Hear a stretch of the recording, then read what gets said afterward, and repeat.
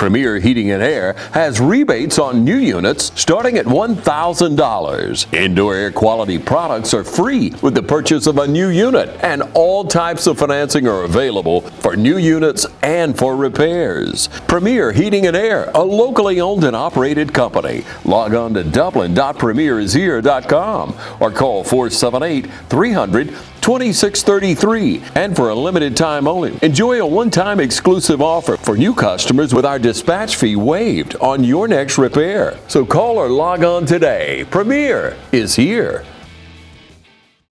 We are going to get ready to start our program. I want to thank everybody, all of you, for being here. And we hope we got everyone's name on the program and agenda. And I did get a call from Oratorical Lewis. They were stuck in traffic. They were coming from the airport, but they were right outside of Macon. But hopefully she'll come in before the 12th graders, the senior high, get to present. And we want to, again, this is an annual oratorical contest that we normally do, and it's in honor of Dr. Martin Luther King Jr., making his first public speech right here at the First African Baptist Church. So we are going to start our program. Many of you might have a program. If not, and you can look on with your neighbor. We are going to open our program with a song, what we refer to as the Negro National Anthem, Lift Every Voice and Sing.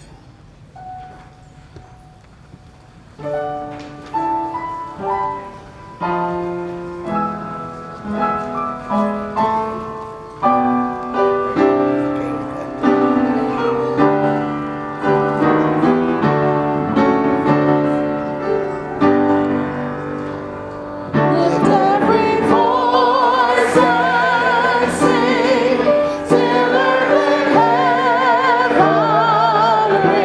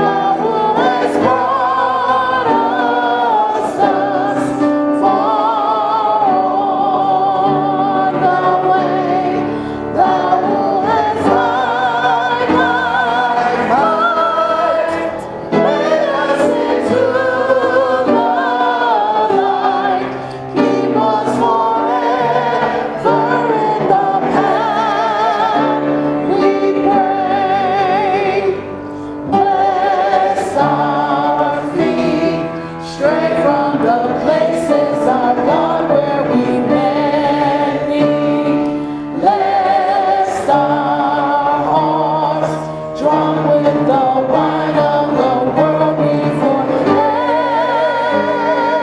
thee. Shadow beneath thy hand, may we forever stand true to our God, true to our native land. That was great. Don't you feel better right now?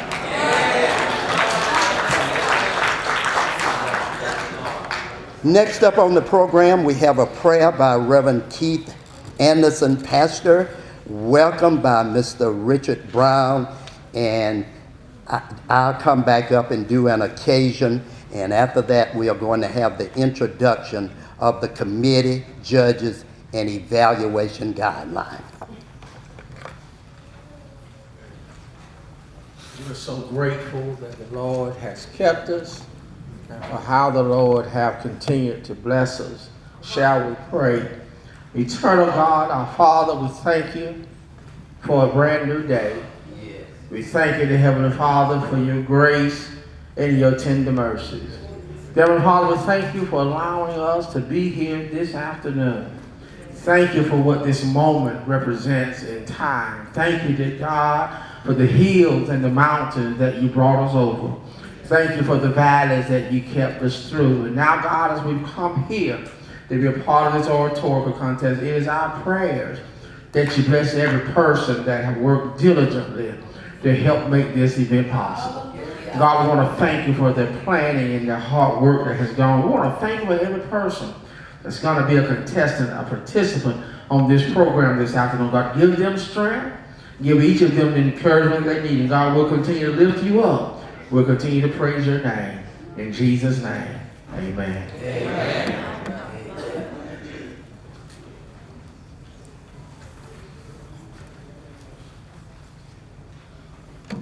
Good afternoon. Good afternoon. I want to thank each and every one of you for coming out and participating. First AB, thank you. We're hosting the 10th annual Martin Luther King Oratorical Contest. We thank all the sponsors. We thank Oconee alumni and everybody who sponsored. We thank each and every one of you because we have a good turnout tonight. As you know, Martin Luther King gave his prize-winning speech April 17, 1944 here at First African Baptist Church. He went on to become the drum major of civil rights, and his voice was heard all over the world. Now we're hoping that your voices will be heard all over the world. Thank you, thank you. Hi, Dublin and Lawrence County. My name is Michael Wheelis, and I'm here with Dublin Piggly Wiggly. Check out our great savings and stop by Piggly Wiggly, where you'll find the freshest fruits and vegetables along with fresh cut pork, chicken, and beef. Remember, Piggly Wiggly is Lawrence County Certified Angus Beef Dealer. Piggly Wiggly reminds you to shop with us. Hi, I'm Lily Rose Barton, and I have been coming to Bass for years. I had to come for knee replacement recovery. I had a bad back, I came for that. But this last stint was because I had SI joint fusion, and my right leg was very weak. Muscles were weak, but they have really built me up, and it has really helped. All of them, Erica, Whitney, Chuck, they all are just so good at encouraging you to do what you can, but don't overdo. Take it slow and easy. And taking it slow and easy has got me where I am today. From the front door to the back, they're all just very, very nice and helpful. And I appreciate all of them so much. I just can't express with words what they mean to me. But I do hope they know that I appreciate everything they've done for me through the years, not just since January when I started with this one. Chuck just took me in. I brought the doctor's report from that. He put it in the computer. He studied what needed to be done. He instructed me how to do it. But he was right there every step of the way that first day.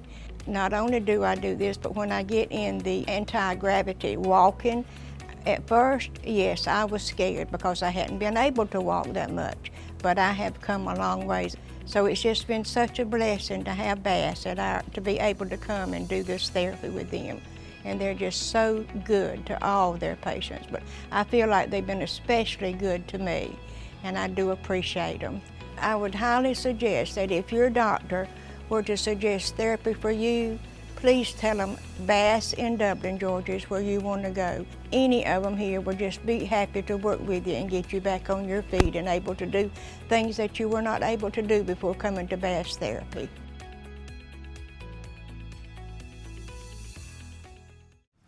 The occasion. We present to you today the 10th annual Martin Luther King Jr. Oratorical Contest for 2025. The contest is being held in support of Dr. King's legacy and his first public speech at the First African Baptist Church on April 17, 1944. We hope to inspire the students to reach new heights in education by preparing themselves to meet the challenges of high school and post-high school education. The students have been given an opportunity to write award-winning speeches focus on the theme African Americans and labor, and to deliver an eloquent presentation to a curious audience. The students get to compete against their peers, and if successful, be rewarded not only by a job well done, which is self-satisfying, but also being declared the overall winner of first, second, and third place prizes. These winners will be presented a monetary award at the end of the oratorical contest.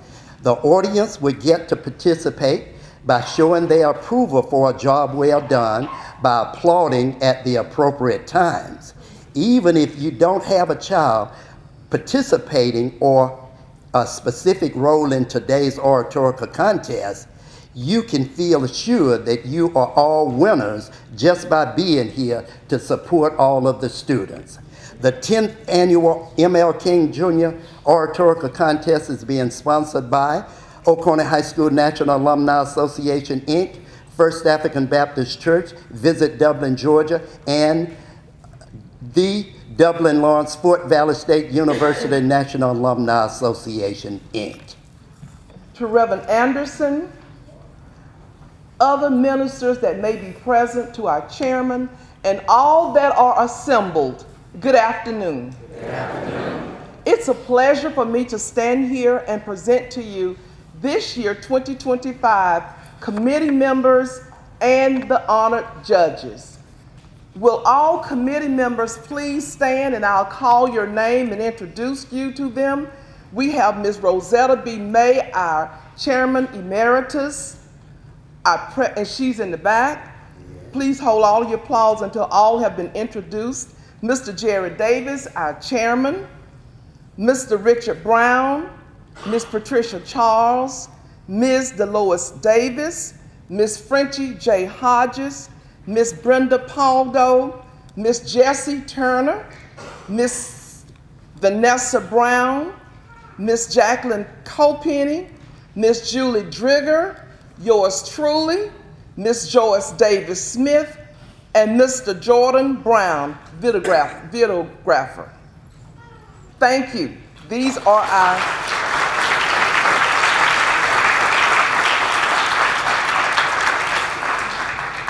They have done a wonderful job planning the oratorical contest for the year. And now for our esteemed judges. Mr. Emery Bostic, Dr. Jacqueline Copenny, Dr. Willie Edmond, Reverend Edmond, Miss Linda Hay, Miss Laura Irwin, Dr. Gwendolyn Pearson Kilcore, Miss Karen Mountain, Mr. Carl Pearson, Mr. Jerome Pullen, Miss Tamara Vickers, Mr. Alton West, and Ms. Angela M. Williams. Let's give them a round of applause. Again, judges, we thank you for your time to come out and judge this prestigious occasion in honor of Martin Luther King Jr. And now for our guidelines. Each contestant and parent have been given guidelines. The judges have been given much information about how to judge this year's competition. It has been tweaked, and each contestant knows that when they come up, they must do an introduction for content. Hello, my name is Marilyn Moore, and I will present to you my speech on African Americans and labor. That's what the title is, African Americans and labor. They may be away from the topic a little to bring it to their speech, but they must stand and say, hello, my name is Marilyn Moore, and I will, however their introduction is, they must get your attention. They must provide information that is factual, and the judges have each detailed information regarding that. They must bring it home with a conclusion. We don't have any cliffhangers when it comes to our messages. As they deliver their message, their voice, their eye contact, and bodily actions will also be judged or assessed. This year included is an aspect called memorization. In my day, it was learn it by heart. Learn it by heart. As much as they can. It doesn't say that they cannot have note cards or anything else, but the emphasis is on memorization. They can walk, they can use any kind of visual aids that they would like to, as long as it does not take away from the message that they are intended to give. Again, we wish each contestant success. We know that you will be successful. Amen. And at this time, I'm going to break the ice a little. If every contestant would stand wherever you are, if every contestant would stand wherever you are, just stand.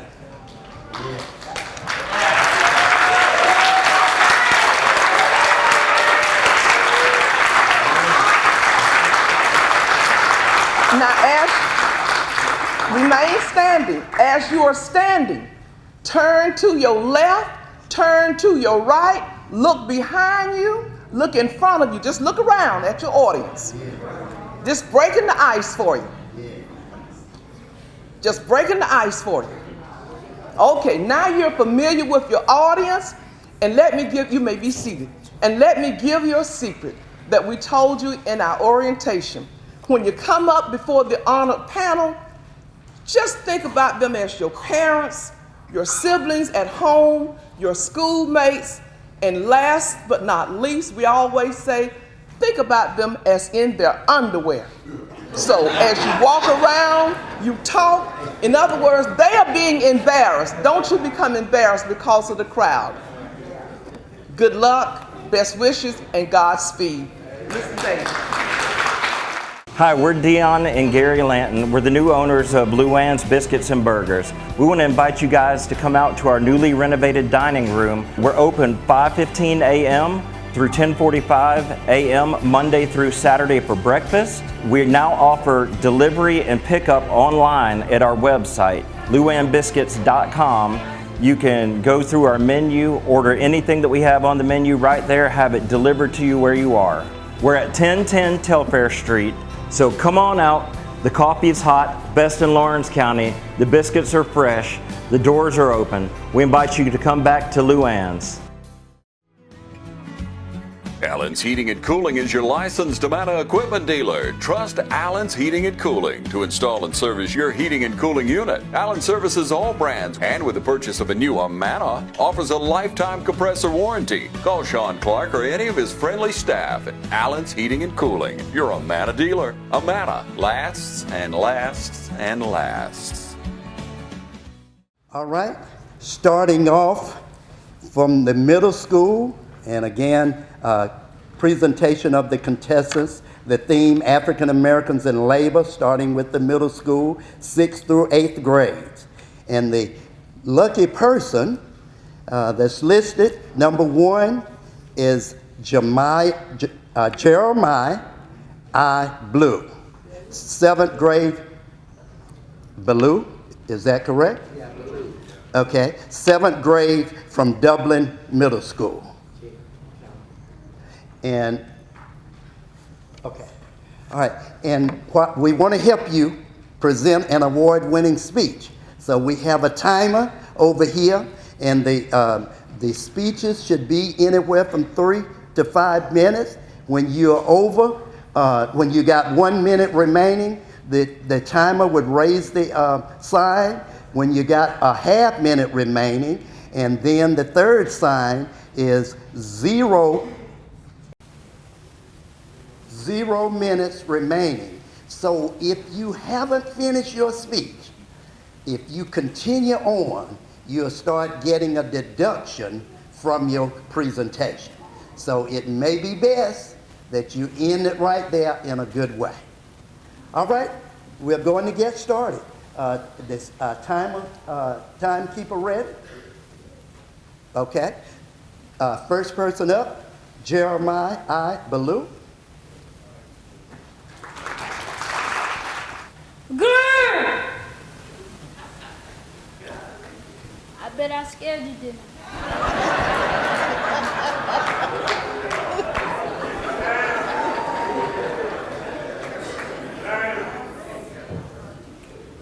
I really wasn't trying to. I was just practicing my intimidation tactics for the job I admired the most, a safety in the NFL. You're probably looking at me funny because I'm so small. Don't worry, I'm still growing. Don't worry, I'm still, and I have a backup plan. But a lot of African American men in the NFL didn't need a backup plan. In fact, according to an article in Wikipedia, in 1920, Fritz Bowler became the first African American to play in the NFL. However, Jim Crow laws prevented full integration of the NFL until 1946, when Kenny Washington, Woody Scroll, Bill Willis, and Marion Moulton started their journeys in the in professional football. Since then, the professional league has continued to sign African Americans to the NFL roster. At the start of the 2014 season, Wikipedia says the league was 68.7% African American. Also, in week 1 of the 2020 NFL season, 10 quarterbacks with known African ancestry, including Cam Newton, Lamar Jackson, Patrick Mahomes, and Russell Wilson, started games for their team. 10 African American starter quarterbacks, the most ever on opening week.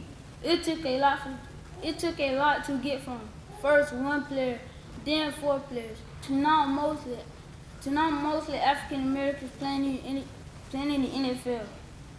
The early players faced a lot of racism, so much that one player, Woody Scroll, decided to pursue other career paths because of a lack of playing time and constant racial abuse.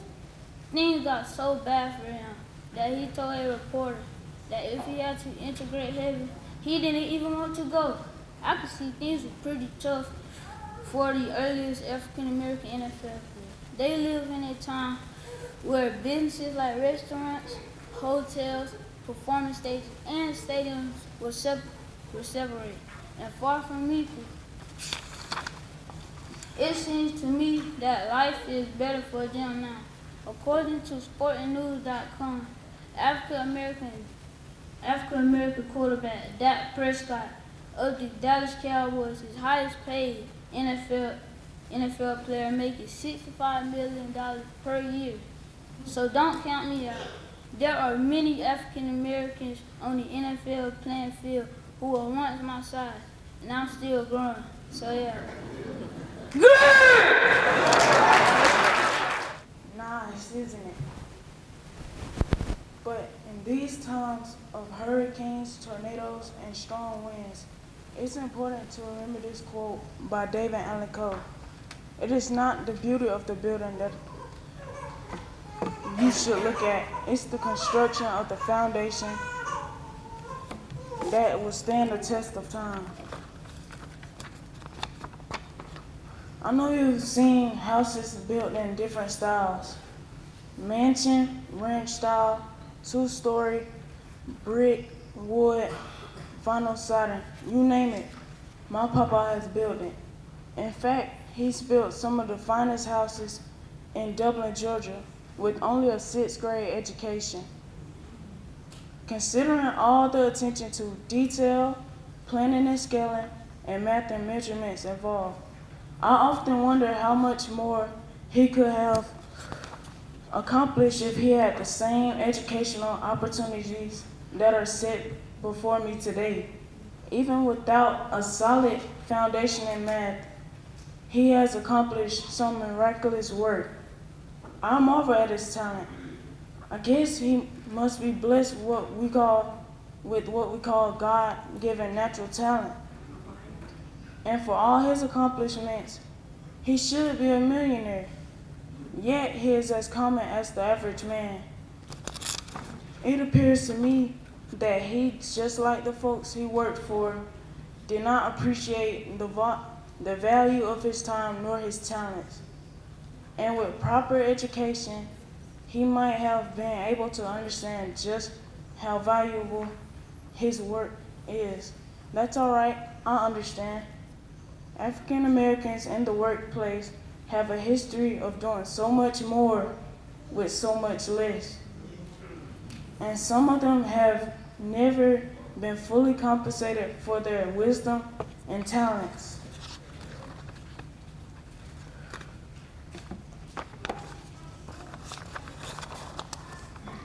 I have a lot of respect for the great builders of the world.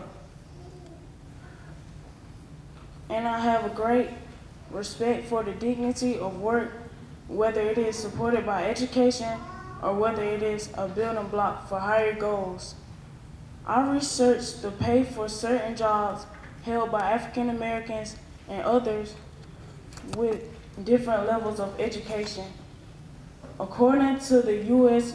Bureau of Labor Statistics, the national average for professionals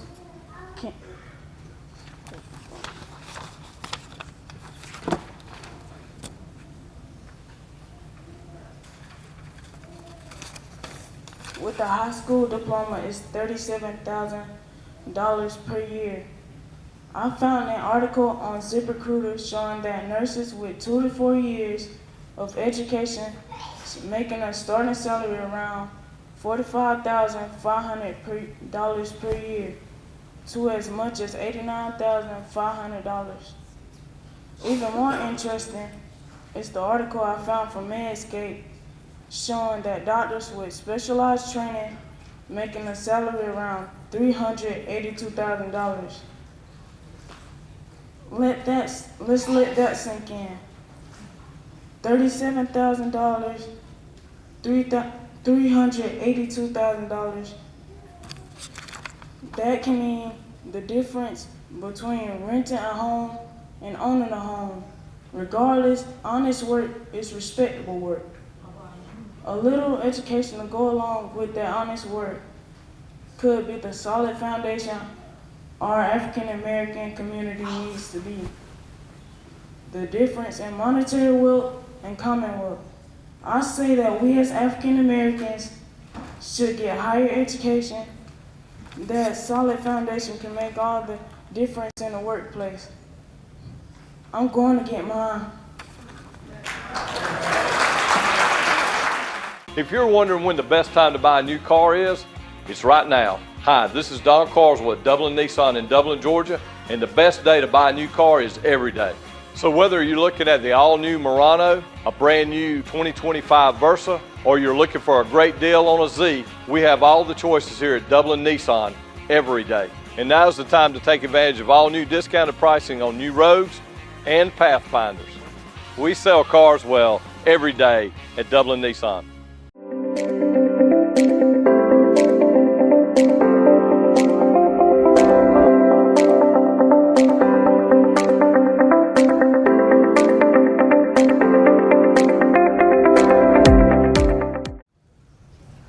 Good afternoon. Good afternoon. My name is Zachary Bryant Brazil, and the title of my speech is African American Workers and the Building of America. In early March of this year, I had the good fortune to attend the MLK Junior Oratorical Contest Roundup, where I discovered the theme for this year, and it is African Americans and labor. And in a list of subtopics, one particularly caught my attention. It was African American workers built America. So that made me wonder, what does that statement exactly mean? So in the doing of some research, I came across a quote from former First Lady Michelle Obama back in 2016. And she said, and I quote, "I wake up every morning in a house that was built by slaves." She was referring to the White House, the place where she, her husband, the president, and 2 daughters had been living for 7.5 years. Now that piqued my interest to say the least. And it made me wonder, if African American slaves had a hand in the building of the White House, what other pieces of architecture did African Americans have a hand in constructing? In this early day and age, we are surrounded by historical architecture that stood the test of time. And as I have learned, many of these architectures are way before our time. So you have to wonder, who put it there? Whose hands are responsible for such construction? Well, I'll tell you, for a great part, it was African Americans' hands. It was melanated people's labor that resulted in many of the great buildings we see today. This afternoon, I invite you to indulge in a good feeling of knowing that African Americans played an important role in the building of America. Now, we need to know by definition what labor is. According to Merriam-Webster, labor is expenditure of physical or mental work, especially when difficult or compulsory. Let us take a closer look at the White House and one other piece of historical architecture that African Americans helped to build. First, the White House.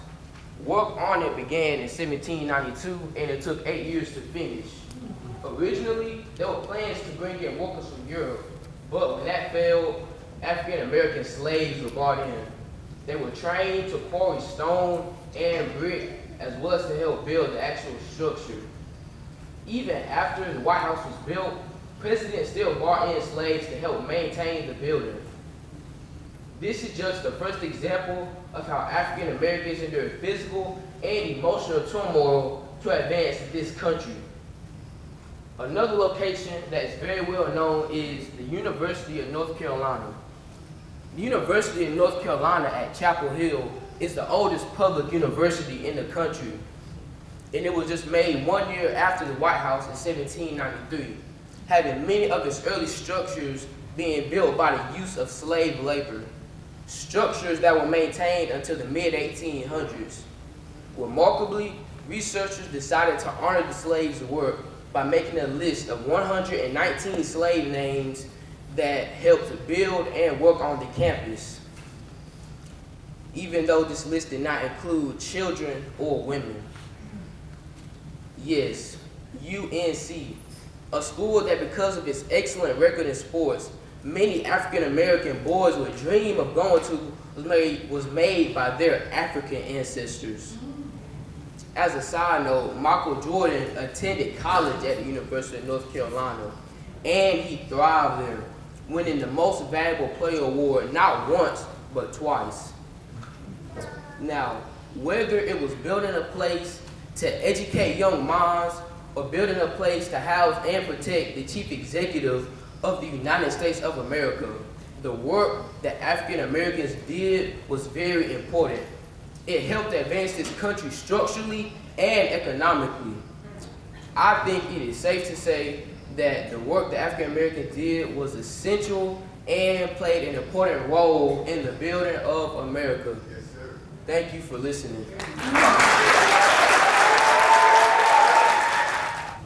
Good evening. Good evening. My name is Sahara Brown. My speech will be about African Americans and labor impacted by HBCUs. Labor has played a significant role in shaping African American history, serving serving as a foundation in community resilience and economic development. Historical African Americans have faced significant challenges from slavery to submission demonstration, which have influenced their labor experience. Throughout labor struggles, historical black colleges and universities, HBCUs, have a significant impact as a transformative institution. They have not only provided educational opportunities, but they have also served as the catalyst for social change, empowering generations of African Americans to pursue careers and uplift communities. HBCUs have been foundational in offering education to African Americans, particularly during times when higher education was severely limited. These institutions have not only provided educational opportunities, but they have also served as a catalyst for change. These institutions have fostered economic opportunities by equipping students with the skills and knowledge needed to succeed in various fields. HBCUs emphasize the importance of education in breaking the cycle of poverty and have become hubs for innovation and entrepreneurship. By creating a nurturing environment that promotes academic excellence and culture pride, HBCUs have played a significant role in shaping the economic landscape of African Americans. Notable figures such as John Hope, Mary McLeod Bethune, and Sarah Jane Woodson early has had made significant contributions to education and the advancement of African Americans. John Hope was a pioneering educator and the first African American president of Morehouse College, advocating of civil rights and the educational access. Mary McLeod Bethune founded the National Council of Negro Women and established Bethune-Cookman University, focusing on the education and the empowerment of African Americans. Sarah Jane Woodson early was an influencer educator who dedicated her life to teaching and advocating of first African American education. HBCU graduates, particularly in STEM fields, play a vital role in job creation and wealth generation, contributing to the economy and driving innovation. In conclusion, HBCUs remain essential in empowering future generations and foster economic progress. Their community to education, community development, and social justice have had a lasting impact on African American history. Continue to shape the future.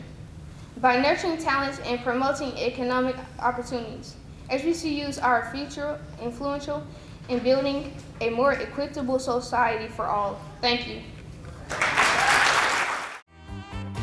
If you're in the market for affordable transportation, come into Wayne Kemp's Dublin Auto Sales today. Getting to work, school, or around town every day requires dependable transportation. And that's what you'll find at Wayne Kemp's Dublin Auto Sales. We offer bank rate and in-house financing, so credit is never a problem.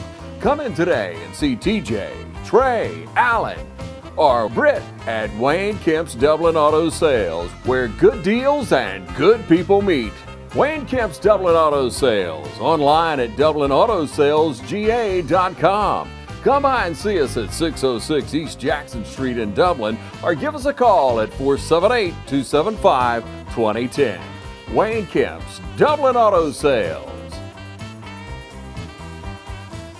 Central Georgia Primary Care offers affordable health care right here at home. Our mission is to provide compassionate care with a comprehensive team approach.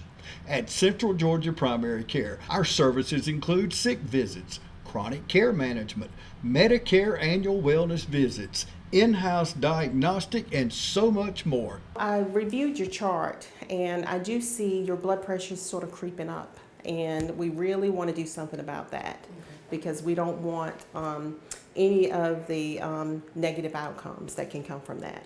Okay. So have you been taking it every day the way we ordered it? Yes, I've been taking it every day. Okay, all right. Have you reduced your salt intake? Yes, I'm trying. Yes. Okay, that's good. Well, tell me about your diet because I know you were struggling a little bit with that. So yes, so right now I try to drink more water. Okay, and then good. use less salt when I cook. Okay. For dinner.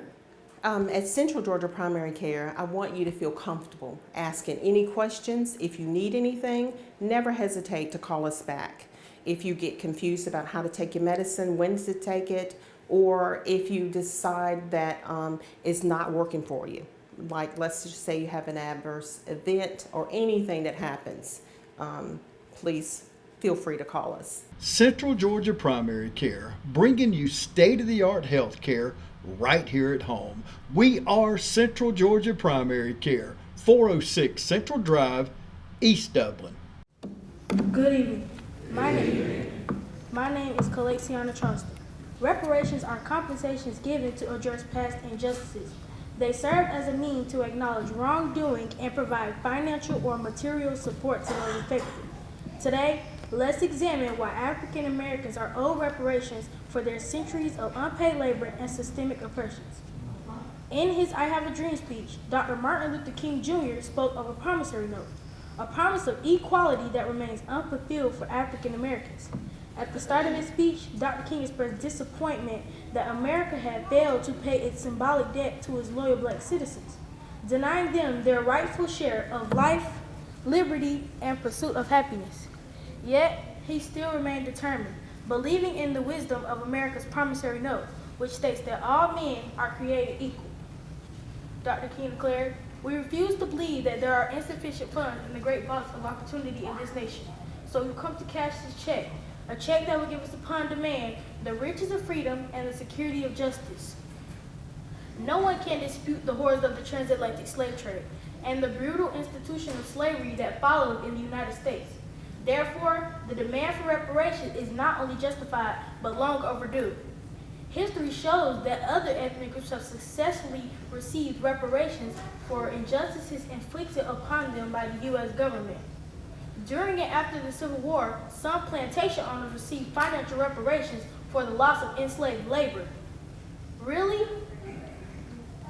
In 1988, the U.S. government issued monetary reparations to Japanese Americans unjustly incarcerated in internment camps during World War II. The Native American tribes were given land as reparations for the historical injustices they endured, including land theft, brokered treaties, forced removals, for example, the Trail of Tears, and systemic discrimination. These wrongs led to socioeconomic disadvantages and cultural losses. The African Americans experience closely mirrors that of Native Americans. From 1619 to 1965 marks 346 years of systemic oppressions, forced labor, segregation, and exploitation. African Americans built and sustained this nation, but yet have never received just compensations. I'm convinced by my research that African Americans are owed payments for centuries of unpaid labor with overtime. People that are opposed to reparations often argue that determining eligibility among millions of African Americans will be complex. However, this logistical challenge does not disqualify, erase, or undo the injustices suffered by generations of Black Americans. The long-term socioeconomic disadvantages that resulted from slavery and systemic racism continues to impact Black communities today. So the next step is to clear meat. We must calculate the value of our ancestors' labor and negotiate fair compensation, whether through financial payments, land grants, education, or a combination of all of these. Each and every descendant of slavery deserves tangible reparations, not just symbolic gestures. The debt is undeniable, and justice delayed is justice denied. Thank you. Good evening. Good evening. I'm ready to start. Look at me. Look at me. You look at me. Right now, I'm a 12-year-old 6th grade student, but in a few years, I will become an adult African-American male looking to join the workforce. What would this look like for me? I'm Lenny McCochter, and today I'm going to talk about African-Americans in the workforce. When I think about this question, I'm reminded that African-Americans played a major role in our nation's economy from the beginning. First as slaves, then as free citizens.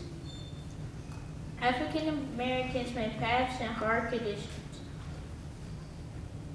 Yet, our voices were silent and our chances were limited. There is no question that African Americans are hard workers, if they've been given the chance to work. Even after slavery ended, many jobs are off limits, such as doctors, lawyers, bankers, and business owners. I want to become a paleontologist to study dinosaur bones when I grow up, which is something I was not able to do in the past. Most jobs were hard and low paying. I remember my old grandparents talking about working in cotton and tobacco fields from sunup to sundown with very little pay. Despite unfair hiring and promotion practice, African Americans continue to seek gain in the workplace.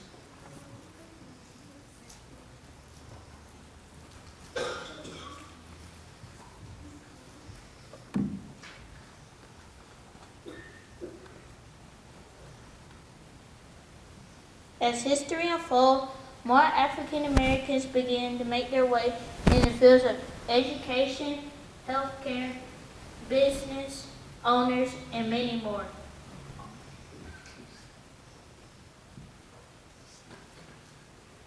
Although progress has been made,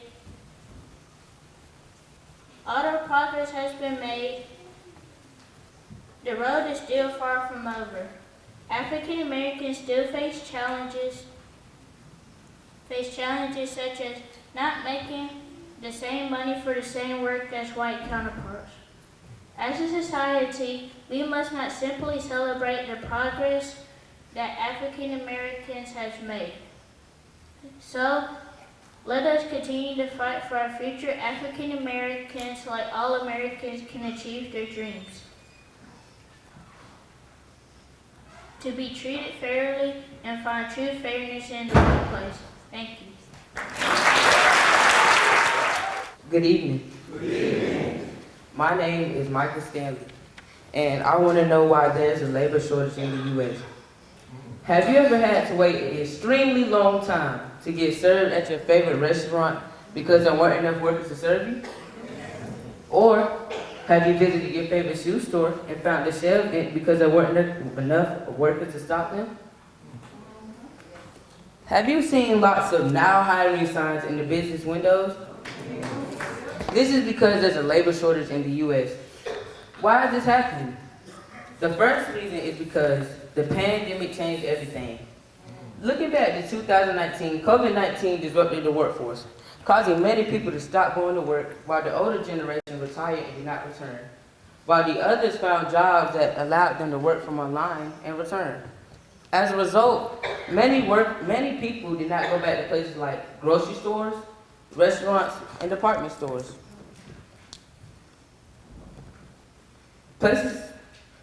This reminds me of Ecclesiastes 3:1, which says, "To everything there is a season, and a time for every purpose under heaven." The pandemic was a season that changed how people viewed the workforce, safety, and balance. For some, it was a wake-up call to seek more meaningful and safer work. Another reason is that workers wanted better wages and working conditions. The federal minimum wage is $7.25, while the Georgia's minimum wage is $5.15. Is this enough for people to live on? Is this enough for you to live on? Is this enough for me to live on? Some people struggle to pay their rent, food, and others. Some people are stressed due to long hours of work and lack of family. Workers want jobs that offer fair treatment and better paid benefits. In James 5:4, the Bible says, "Look, the wages you failed to pay the workers who mowed your fields are crying out against you." This verse reminds us of the importance of fair pay. God values justice, especially when it comes to how we treat workers. Fair treatment and rest. Respect are not just nice ideas. They are the biblical principles. The last reason is because fewer younger people are taking certain jobs. Some young people want jobs that are lined up with their career. Young people used to work at fast food restaurants, grocery stores, or anywhere else. However, today, people prefer certain jobs. Proverbs 14:23 says, all hard work brings a profit, but mere talk leads to only poverty. This reminds us of all hard work brings all different stuff. Next time you see a now hiring sign in the business windows, just remember this is a part of the ongoing labor shortage in the United States. I'm Brian Bazemore, President and CEO of Community Bank of Dublin-Lawrence County. We would like to invite you to come by and experience a welcoming banking environment. Come by today and have a cup of coffee and let us talk with you about our many products, savings accounts, checking accounts, CDs, and our many loans. You're more than just a number to us, you're family. Come by today, Community Bank of Dublin-Lawrence County, member FDIC, and equal housing lender.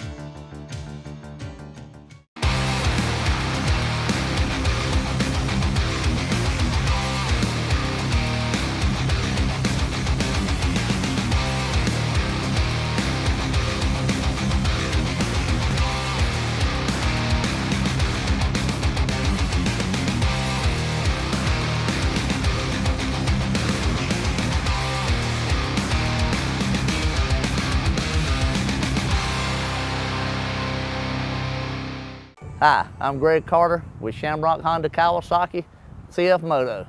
Come check out our full lineup of ATVs, side-by-sides, and motorcycles. We serve Dublin, Lawrence, and Central Georgia areas, and we'd love to serve you. Good afternoon. Good afternoon. I'm Javon Thomas, and today I will enlighten what African Americans in the American workforce mean to me. See and look all the way back to slavery. African Americans were being tortured and forced to work in fields nonstop with little to no pay. Our ancestors didn't have the choice to quit, nor take any breaks like we do today, which is why African Americans working in the workforce is a privilege that we should not take advantage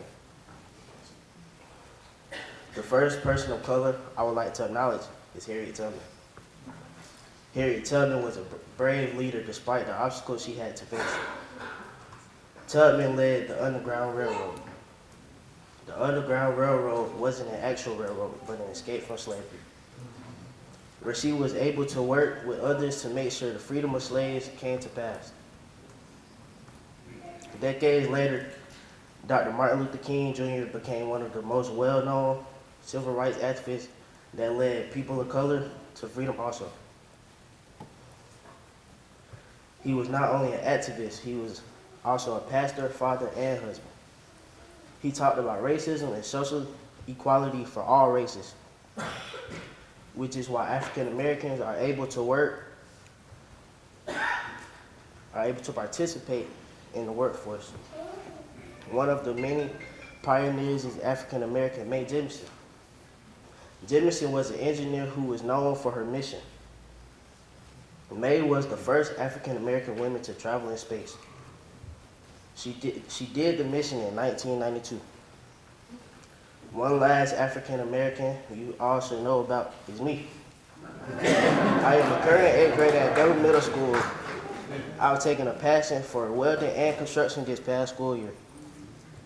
I visited a couple of manufacturing companies such as Wild Boar and Steel Fab with a career group. For my future, I plan to go to the NFL. For my plan B, I plan to enlist in the Air Force while I pursue my passion for welding and construction. I hope this enlightenment has shown what African Americans in the workforce means to me. Thank you. Good evening, everyone. My name is Shalita Wright. I will be reading African Americans Lady. Let's not deduct anything from her. She's getting ready to start. The mic wasn't on. Good evening, everyone. My name is Shalia Wright. I will be reading African Americans Labor Influence in Sports. I hated every minute of training, but I said, don't quit. Suffer now and live the rest of your life as a champion. This powerful quote from Muhammad Ali captures the spirits of perseverance that has defined African American athletes throughout history. African American athletes have not only excelled as athletes, but have also significantly shaped the labor and economic structure of sports, both on field and behind the scenes. That is what I want to share with you today. how the labor impacted sports from breaking barriers to economic contributions and ongoing struggles. First, let's discuss breaking barriers and overcoming segregation. The Negro League in baseball were a testimony to the talents of African Americans who were denied access in the major league due to racial discrimination. Key figures like Jackie Robinson, who integrated Major League Baseball in 1947, not only changed the game, but had a profound impact on society. His label transcended sports, serving as a beacon of hope and inspiration for future generations. Breaking these racial barriers paved the way for countless athletes to compete at this highest level, demonstrating that talent knows no color. Next, we look at economic contributions and marketing ability of African Americans. They have revolutionized sports marketing, endorsement, and the global appearance of sports. Stores like Michael Jordan transformed the sneaker industry, creating a multi-billion-dollar company that continues to thrive today.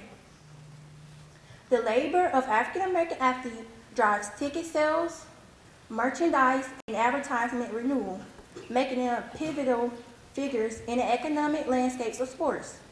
Their influence extends beyond the game, as they have become cultural icons and powerful business figures. Finally, advocates and labor rights in sports cannot be overlooked. Athletes like Muhammad Ali, Colin Kaepernick, and LeBron James have used their platform to advocate for social justice and fair labor conditions. Their activism has shaped politics on wages, contracts, and athlete empowerment, extending their influence beyond the realms of sports. Effects by Black athletes to unalize, such as Kurt Floyd, flight for free agency in baseball, have also made a significant stride in improving labor conditions for all athletes. In conclusion, African American athletes have not only excelled in sports, but have also reshaped its economic and labor structures through their talent, activism, and entrepreneurship. Their contributions have made a lasting impact, paving the way for future generations to continue this legacy of excellence and advocacy in the world of sports. Thank you. Well, I guess we heard a lot of good speeches.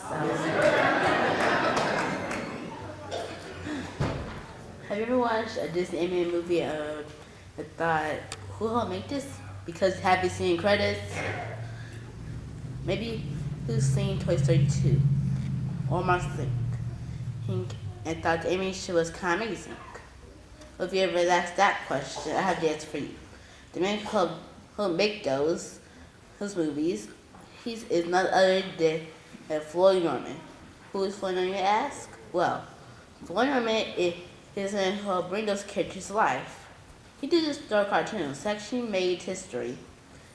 In this speech, you learn who Floyd Norman is, what he achieved, and how he helped open doors for society for today. Floyd Norman was actually the first African American, well, technically not was, is the first African American man to work at Walt Disney Studios. Can't believe that? A black man work at Walt Disney Studios. That's a new one. And one of my inspiration of why I want to be a cartoonist. Yes. Hi, I'm Basal, I'm 12 years old. When I grow up, I want to be a cartoonist, just like Floyd Norman. I don't mean just want to draw little cartoon characters. You draw really love doing that. Heck, I mean, I want to create movies, TV shows, those characters make people laugh, smile, and feel so real. Even build future kids' childhoods, just like Floyd Norman did, even though you didn't know that he did. Heck, I mean, it really does take some background on him for a background character to even pull up to a speech about people who are known around the world. Anyways, his Floyd Norman, he actually worked. When did he actually start inside Walt Disney Studios? Well, he actually started during the 1950s, a time when people didn't even expect any kind of colored person to work at an animation studio, but let alone won't even be successful at it or work at any other company. For example, like he didn't only just work at Disney. No. He also worked at Pixar, her African animation, and even back to his homeland, Disney. He didn't just draw cartoons, like I stated before. He also made children's books if you want to hear about it, and made his own documentary. He made movies and shows and books that make people even still connect to everyone today. Which is still kind of cool when you really think about it. Anyways, his phenomenon is technically still a hero in my heart. Either way, whether he's dead or alive, even though he is still alive.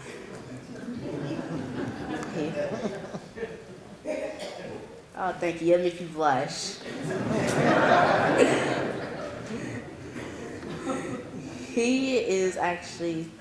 He's still my hero today.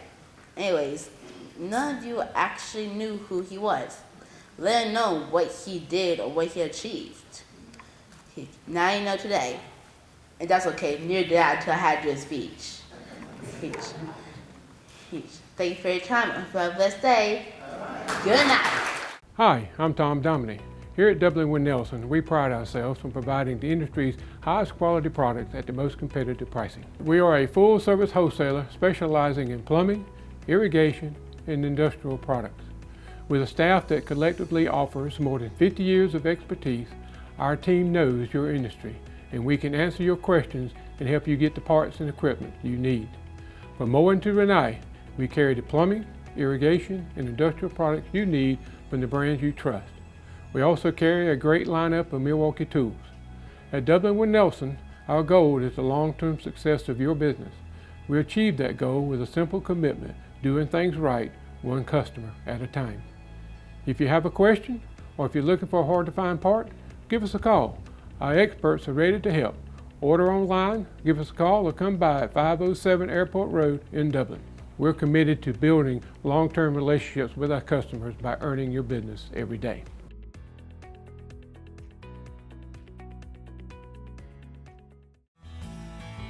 Progressive Rural Telephone Co-op offers a full range of communication products and services to its members in Lawrence County and surrounding areas. We take pride in being your total communications provider, and we work hard to provide quality services at the best prices. In addition to offering phone service, we provide high-speed internet and digital high-def TV. And we always strive to put our members first. Progressive Rural, your total communications company.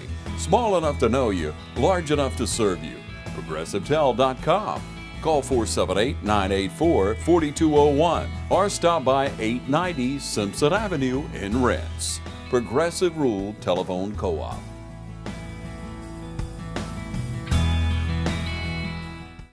James Baskett, born 1904 to July 9, 1948, born in Indianapolis, Indiana, was an American actor who played Uncle Remus singing the popular song Zippity Doo-Dah in Song of the South, 1946.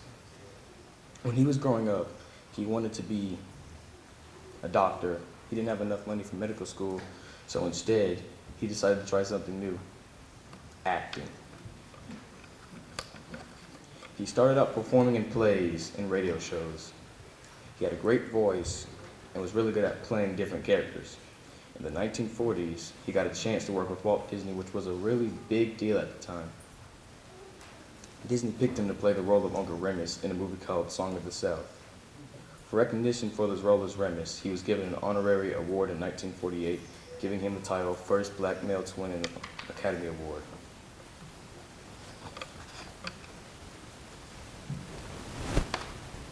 James Baskett impacted the film industry in many ways, including becoming the first black African-American male actor to receive an honorary Academy Award, which was a huge landmark achievement in the face of racial prejudice. His win was a huge success for black actors and was also a source of pride for the black community.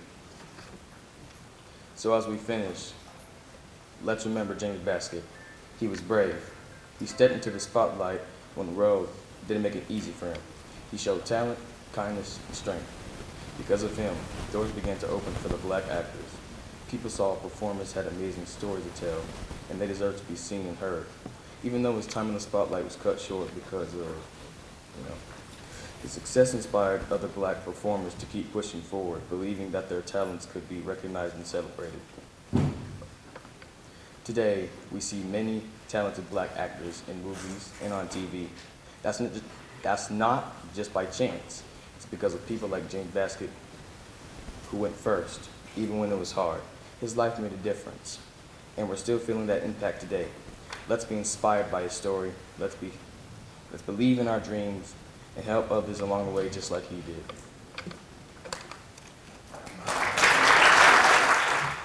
Good afternoon. My name is Isaiah Paul, and I'll be talking about the impact of Mary Eliza Mahoney.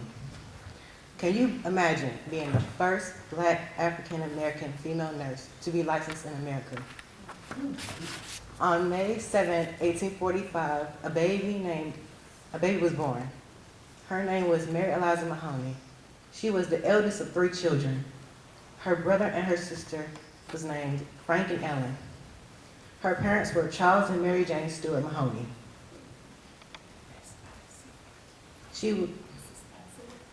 Mary, Frank, and Ellen attended the Phillips Street School in Boston, one of the first integrated schools in the city. Later on, Mary had started her nursing career at the New England Hospital for Women and Children. Mary Eliza Mahoney worked as a nurse's aide and soon became the first African-American woman to graduate from an American school of nursing. At the age of 33, Mary got accepted into the hospital's nursing program. The program was tough and the work was hard, but she pulled through and she graduated. Out of 42 students, the 4th one.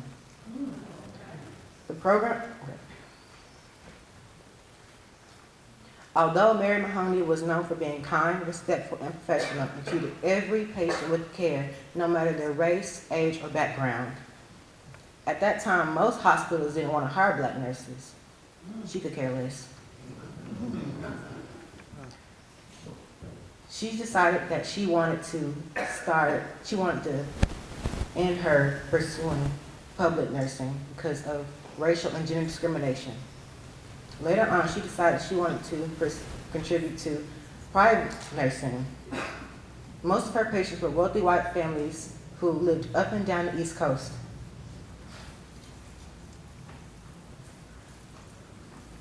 She was not only a nurse, but was also involved in the women's and racial equality movements. Example, in 1908, Martha Minerva Franklin and Odai B. Toms two of Mahoney's colleagues came face to face to start the National Association of Colored Graduate Nurses, the NACGN. Mahoney, Franklin, and Toms worked to improve access to the educational nursing practices. They also came to help the living arrangements of the African-American nurses, registered nurses. Mary also believed in equal rights. When women finally won the right to vote in 1920, she was one of the first women in Boston to register to vote after the 19th Amendment was ratified. Mary Eliza Mahoney's work impacted countless numbers of nurses all around the world. She died in 1926, but her legacy still lives on. Today, there are nursing awards, scholarships, and even monuments named after her. Because of her, thousands of women and men have followed in her footsteps and became amazing nurses. Through her work as a nurse, a leader, and a civil rights activist, Mary Eliza Mahoney helped make the world a better place. She proved that one person can make a big difference by fighting for what's right. Her influence made it possible for my mother to become a nurse practitioner and also inspired me to become a nurse anesthetist. Thank you. First Lawrence Bank invites you to experience banking at its best. Whether you have personal or business needs, we're a full-service bank big enough to handle all of your banking needs and small enough to provide you with that personal touch you've grown to expect from a community bank like First Lawrence Bank. Looking forward to your future. That's First Lawrence Bank in Dublin and Dexter, member FDIC. It's Kubota Orange Days, now through June 30th. Get 0 down, 0% APR for 84 months or up to $3,000 off select compact tractors. Take advantage of Midstate Tractor's Orange Days with 0% financing, 0 down for 84 months right now on select Kubota L Series tractors. Good afternoon.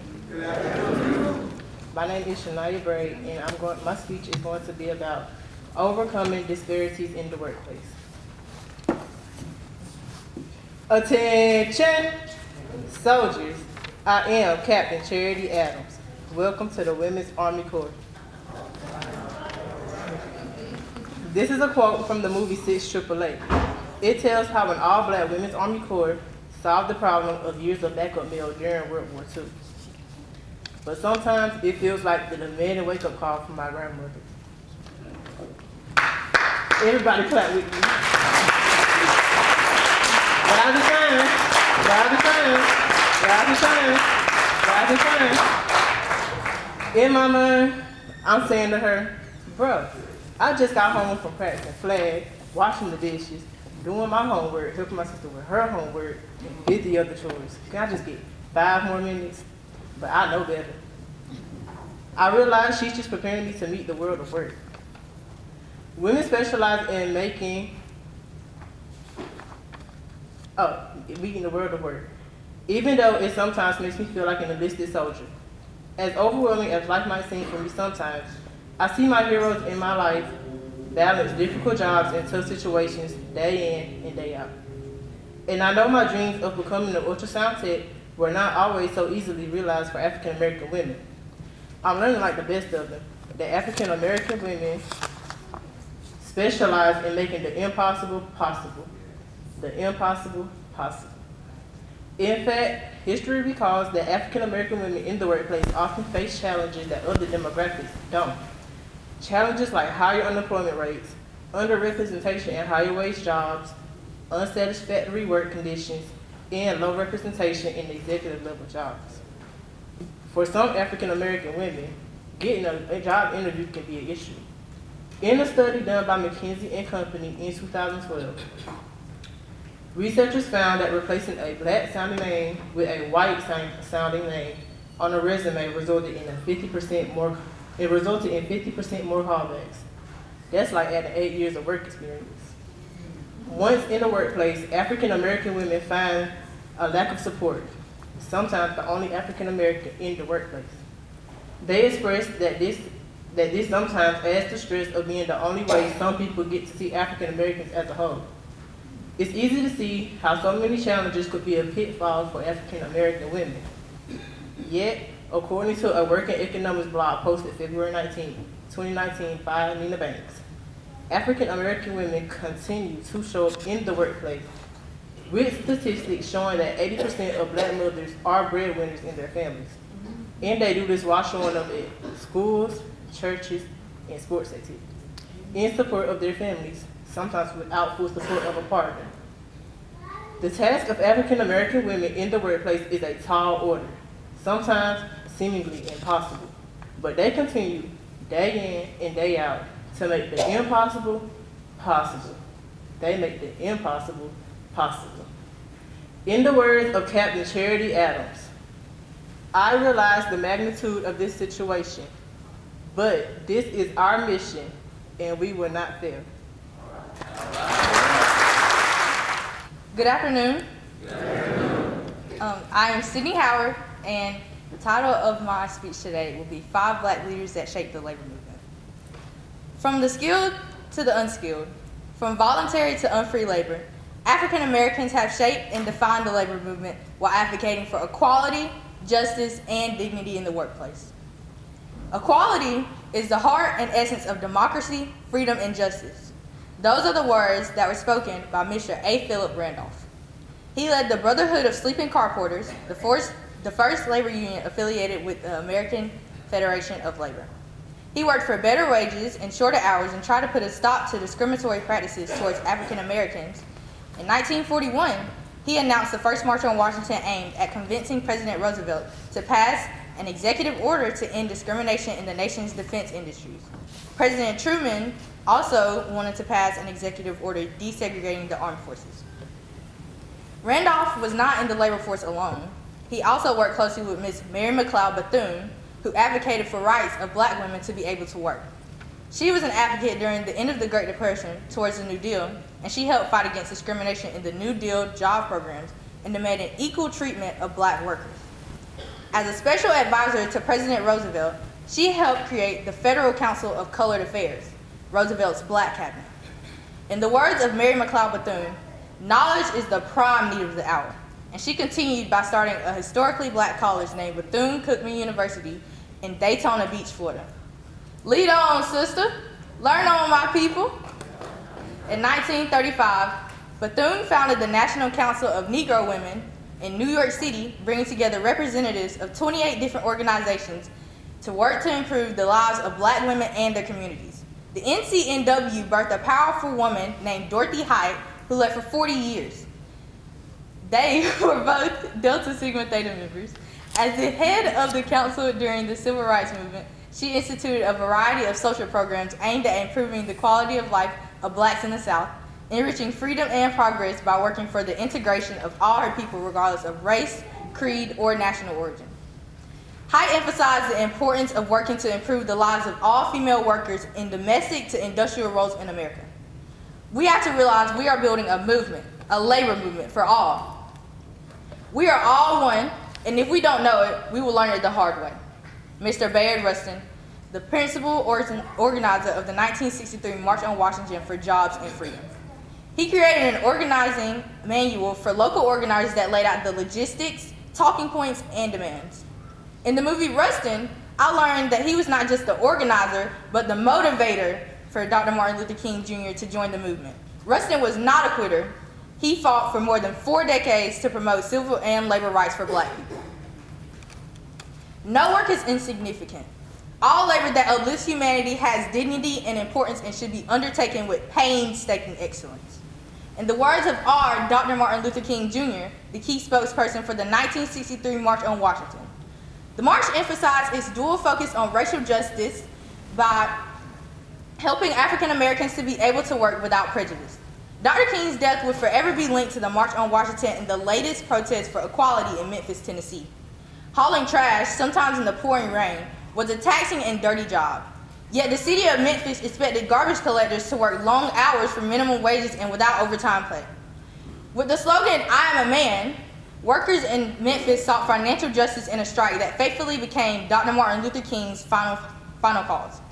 My labor ground checkers are Mr. A. Philip Randolph, Bayard Rustin, Dr. Martin Luther King Jr., Mary McLeod Bethune, and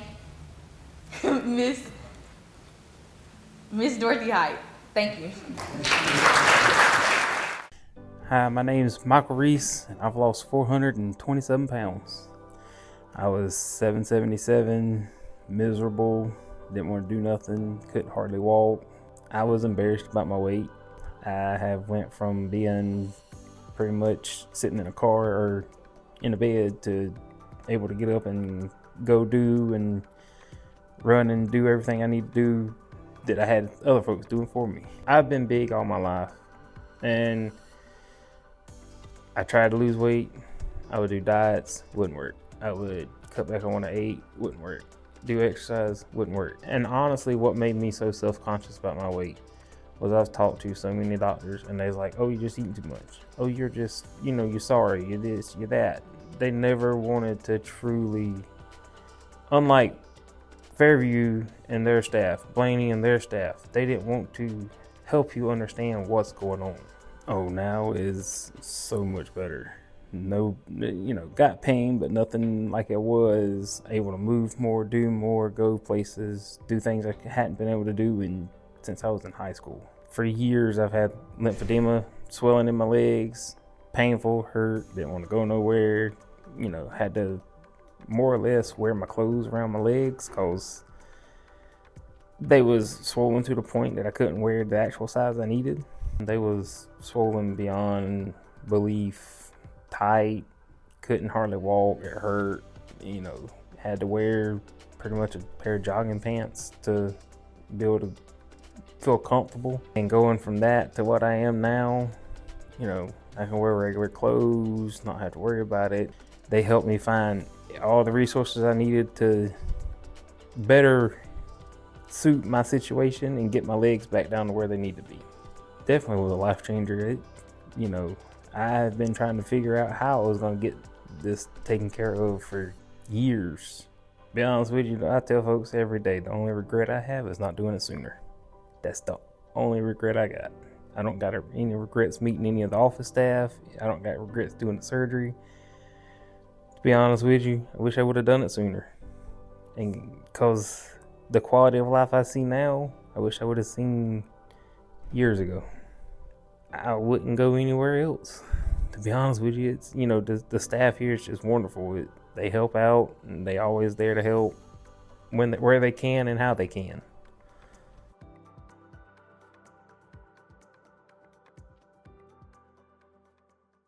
I'm Heath Richter, and we just want to invite everybody to come on down to the Houston Clinic and check us out at our new facility.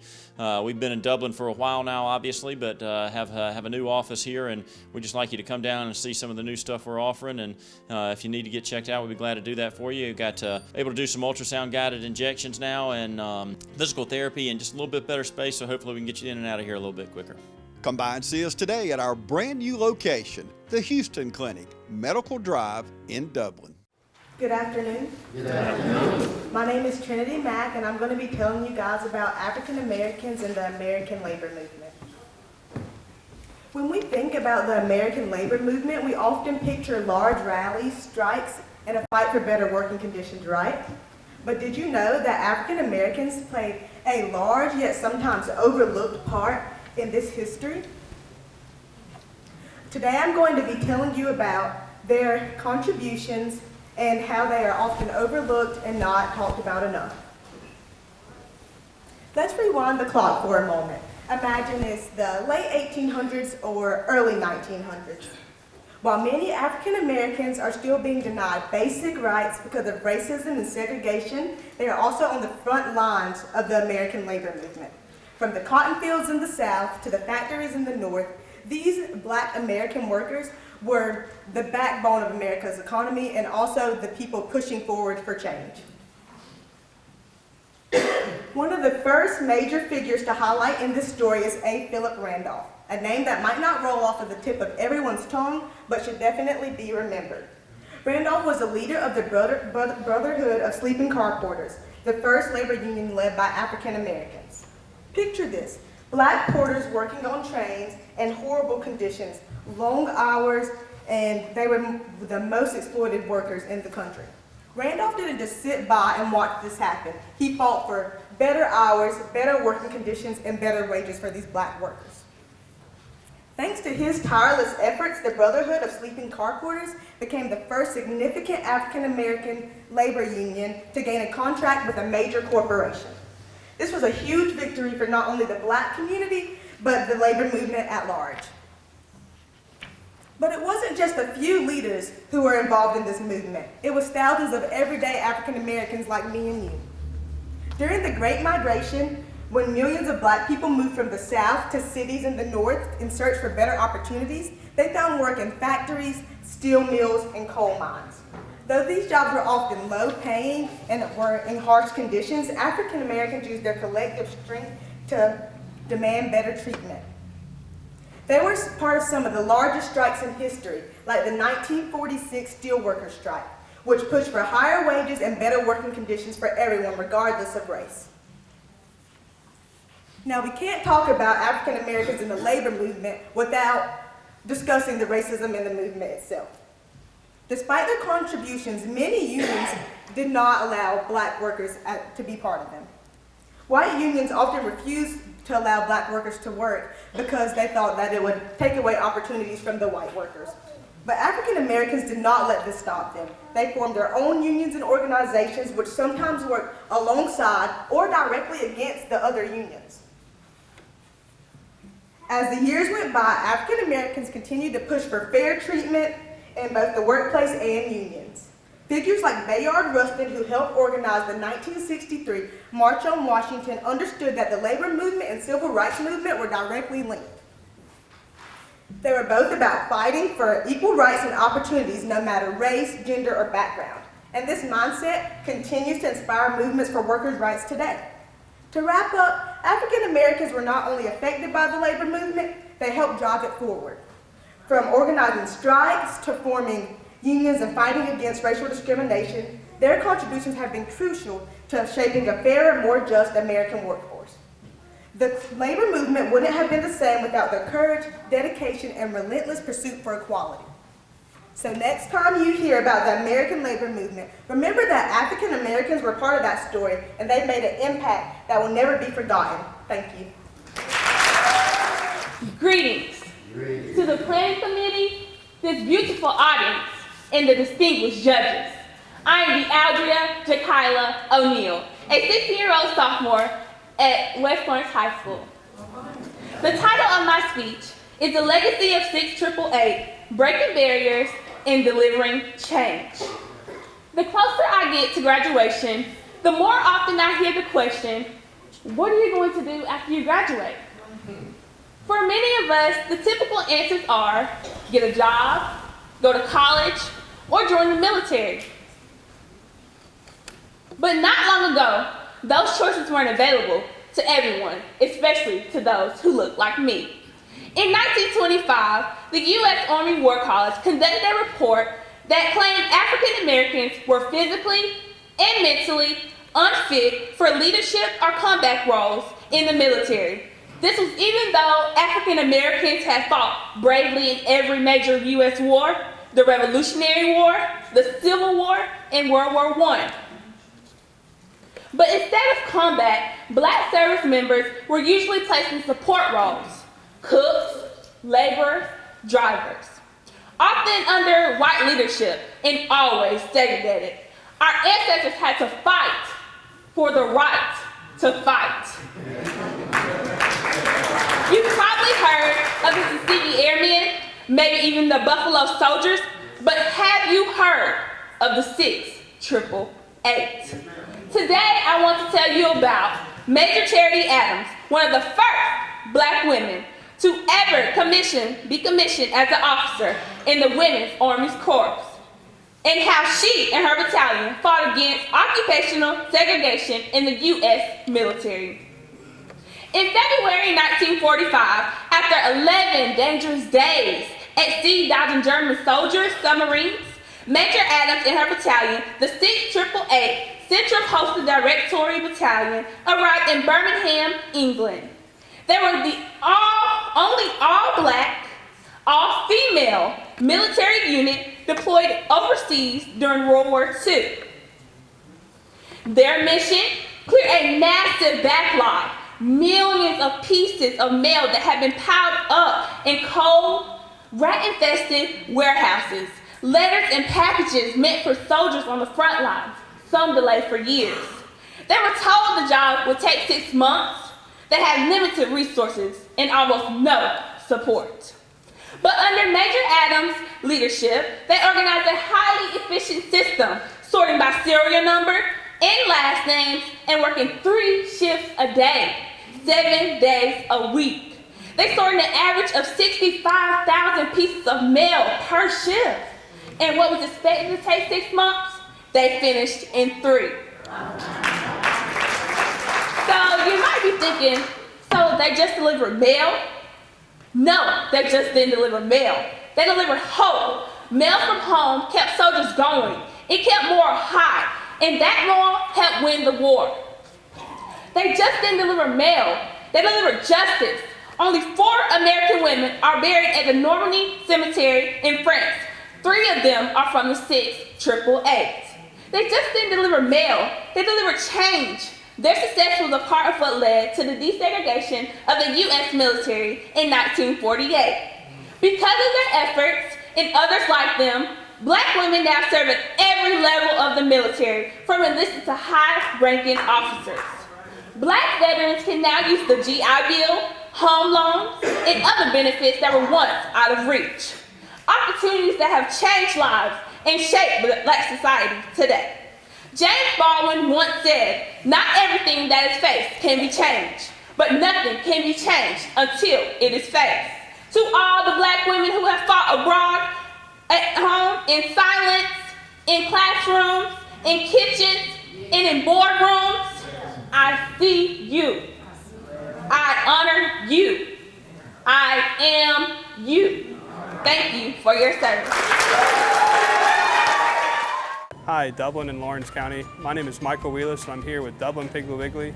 Check out our great savings and stop by Piggly Wiggly, where you'll find the freshest fruits and vegetables along with fresh cut pork, chicken, and beef. Remember, Piggly Wiggly is Lawrence County Certified Angus Beef Dealer. Piggly Wiggly reminds you to shop with us. Mid-State Pools and Spas is Middle Georgia's most trusted pool builder. Whether it's in-ground or above, you can count on Mid-State Pools and Spas for all your pool needs, including outdoor furniture. From pool chairs to patio furniture, Mid-State Pools and Spas carries Telescope and Polly's Island. So call or come in today to Mid-State Pools and Spas. Now open Monday through Friday 9 to 5 and Saturday 9 to 1. Hi everyone, my name is Braxton Smith and I will be speaking on fairness for our people. Pay must change. Why is it that, regardless of the contributions of Black workers in our society, we still face unfair standards, such as higher unemployment, lower wages, and fewer career opportunities? For too long, Black workers in America have fallen behind in the work industry when it comes to wages, employment, and advancements. Still, society has seen the contributions of Black workers and just how essential Black labor has been to society. Despite this, unfair standards, such as systemic barriers and a history of inequalities, have kept Black people from being able to move forward to see a shift for better.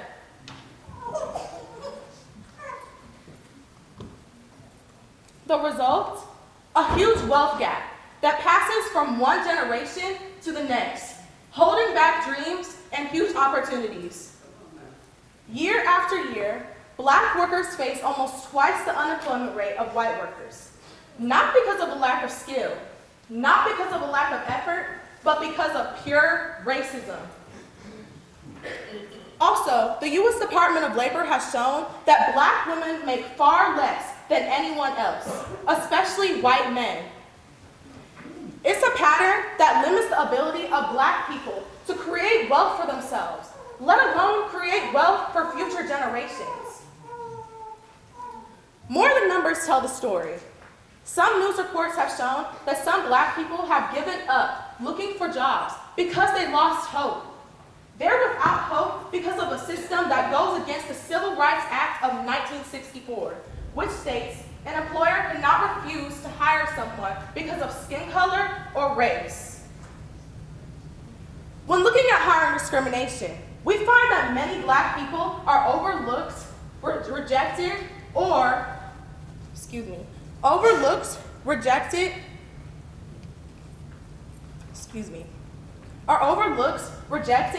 ignored. Not because they lack talent, not because they lack potential, but because of the color of their skin.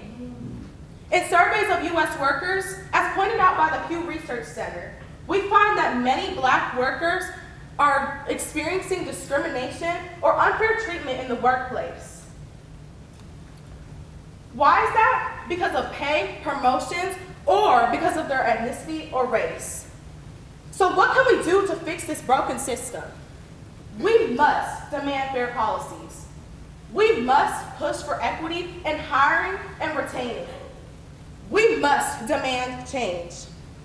Some changes could include raising the minimum wage, ending unfair pay systems, making sure Black people get the promotions that they deserve, and last but not least, making sure that employers hire fairly and pay fairly. The gap between black and white workers is still huge, but it doesn't have to stay that way. We can fix this. We must do more than just track numbers. We must break down the barriers that are causing this injustice. We must ensure civil rights for all and ensure equal opportunities for everyone. This is all about justice. This is about dignity. This is about America's future. Thank you. Good afternoon. Good afternoon. My name is Miranda Timmons, and I'll be talking about black women and occupational segregation. Are we at a dead end or intersection? When I heard the theme for this contest, African Americans and labor, I must be honest, my first thoughts went to the three letters that I've heard the most from our nation's current administration, which are DEI.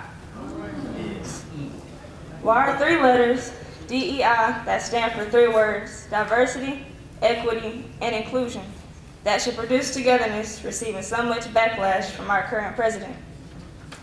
My research led me to the concept of occupational segregation and how we as a people have been working to reduce its negative impact in the workplace for a long time. DEI is a framework of practices and initiatives put into place to promote and support work environments free of occupational segregation. My question to you today is, will we let the stroke of a pen on executive orders cause the true intent of the letters DEI become a dead end or intersection? I'm learning to drive so I can relate a lot to dead ends and intersections. When I come to a dead end, there is not an exit available or alternate paths to continue. My progress down this pathway ends. Occupational segregation represents a dead end, hindering progress to the ideals of DEI. Occupational segregation occurs when a demographic group is overrepresented in a job with low wages or underrepresented in jobs with competitive wages. Black women are the demographic group that knows a lot about occupational segregation. Black women experience a double dose of occupational segregation. They experience discrimination based on race and gender. However, they bring two other demographics who are in this fight with them. Black women represent an intersection. An intersection is when the road that I'm on interconnects with another road. Black women intersect with other women based on gender. Black women intersect with black men based on race. Black women are our intersection. Black women are our catalyst for progress in this fight by bringing in two other demographics. However, we still must work together. 3 ways we can join this fight with black women to have the victory over occupational segregation. The first way is D, decide. Decide to use your voice and vote. Black women understood the assignment in the 2024 presidential election. 92% of the black women that voted in the recent election voted for Kamala Harris. It was an educated choice when reviewing the 2 candidates' job applications. The second way is E, educate. Educate our youth on political awareness. We must have the intergenerational conversations. Train us up, it starts early. Teach us our rich heritage, the good, the bad, and the ugly. Train us in civic activism. Talk to our youth, but talk to us and not about us. Youth, we must seek wisdom from our elders. The third way is I, inspire. Inspire change with love. We are seeing an attack on our leaders, an attack on the federal agencies that protect our vulnerable populations, and legislations that protect our civil rights. Let us not be so quick to jump on social media and tear down our leaders that are fighting for justice and fair practices. Let us protect and support our Jasmine Crockett's and Hakeem Jeffries. Let us not allow practices of occupational segregation to become a dead end to the true intent of DEI. Let us create an intersection of voices advocating for diverse, equitable, and inclusive work environments. We will decrease occupational segregation when we increase our voices and choices, to want everyone to have the opportunity to move forward down the road of economic growth. Thank you. If you're wondering when the best time to buy a new car is, it's right now. Hi, this is Don Carswell with Dublin Nissan in Dublin, Georgia, and the best day to buy a new car is every day. So whether you're looking at the all-new Murano, a brand new 2025 Versa, or you're looking for a great deal on a Z, we have all the choices here at Dublin Nissan every day. And now is the time to take advantage of all new discounted pricing on new Rogues and Pathfinders. We sell cars well. every day at Dublin Nissan. You ready to meet the latest addition to the family? The money you saved us with auto owners helped make it all possible. It really is the best thing that's ever happened to me. Excuse me? Third best thing. Third best thing. Auto Owners offers discounts for life, home, car, and business insurance because they think the more you protect, the more you should save. That's simple human sense. Ask Curry Maffett Insurance in Dublin and Augusta if auto owners make sense for you. Good afternoon. Good afternoon. I'm going to be speaking about 5 Black leaders that have significantly shaped the labor movement. Throughout history, several Black leaders have significantly shaped the labor movement. The 5 I'm going to be speaking about today are A. Philip Randolph, Mary McLeod Bethune, Bayard Rustin, Hattie Canty, and Dorothy Bolden. These 5 are just a few who were crucial to the movement of African Americans in labor. A. Philip Randolph, born in Crescent City, Florida, founded the BSCP, the Brotherhood of Sleeping Car Porter, in 1925. This was the first major Black union in the U.S. Randolph also fought for economic justice and equal rights inside and outside the labor movement. He even influenced President Franklin D. Roosevelt to issue Executive Order 8802, creating the Fair Employment Practices Committee. Randolph was also the first president of the Negro American Labor Council from 1960 to 1966 to fight prejudice in the AFL-CIO, majorly white labor union. Next is Mary McLeod Bethune, born in Maysville, South Carolina. She was a firm advocate for Black women's labor rights. She emphasized the importance of equal treatment and opportunities in work. Bethune worked to improve conditions and help Black workers, especially women. She also promoted economic growth and education as a key way to gain equality and justice in labor. Following her is Bayard Rustin. Born in Westchester, Pennsylvania, Bayard Rustin was a key coordinator in both civil rights and labor movements. He, along with Randolph, organized the March on Washington for Jobs and Freedoms in 1963. Rustin also worked to integrate Black workers into all-white labor unions. A second woman who shaped labor movements is Hattie Canty. Born in St. Stephen's, Alabama, she was known as the most prominent strike leader in U.S. history. One of her strikes that lasted 75 days was for Las Vegas casino workers who demanded better conditions and insurance benefits.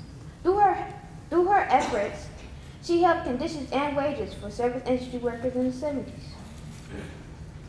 Lastly is Dorothy Bolden, born in Atlanta, Georgia. She founded the National Domestic Workers Union of America in 1968 for domestic workers to fight for better wages. In this union, she assembled over 10,000 workers. In conclusion, these 5 African Americans have greatly influenced the labor movement. Their efforts are part of the reason Black people have equal and fair opportunities today. Thank you. Good evening. Good evening. Hey, y'all ain't gonna lie, I'm hungry. And my name is Kamaje Davis. I do attend Dublin High School, and today I will be talking about African American and music industry. Think about something real quick. Imagine having a successful music career, right? But only to see that it has been diminished because of some poor business decisions. The struggle for ownership and control over music rights has had some profound implications for African Americans. African Americans have faced many financial issues due to not owning your catalog. Again, I say it's due to not owning your catalog. So this lack of ownership not only stripping them of the financial security, but it's also denying them of the legacy and recognition that they deserve. So with that being said, today I will be talking about 3 main points. What is a catalog? How is owning a catalog important? Who are some African Americans who have faced these financial issues? And lastly, how to prevent these financial issues. Having ownership over your music catalog is crucial for several different reasons. And I'm going to let you know this right now.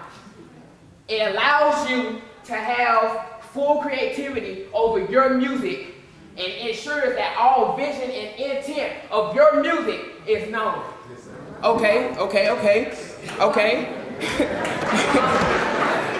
it feel like I'm preaching up in here. Y'all better say amen or something.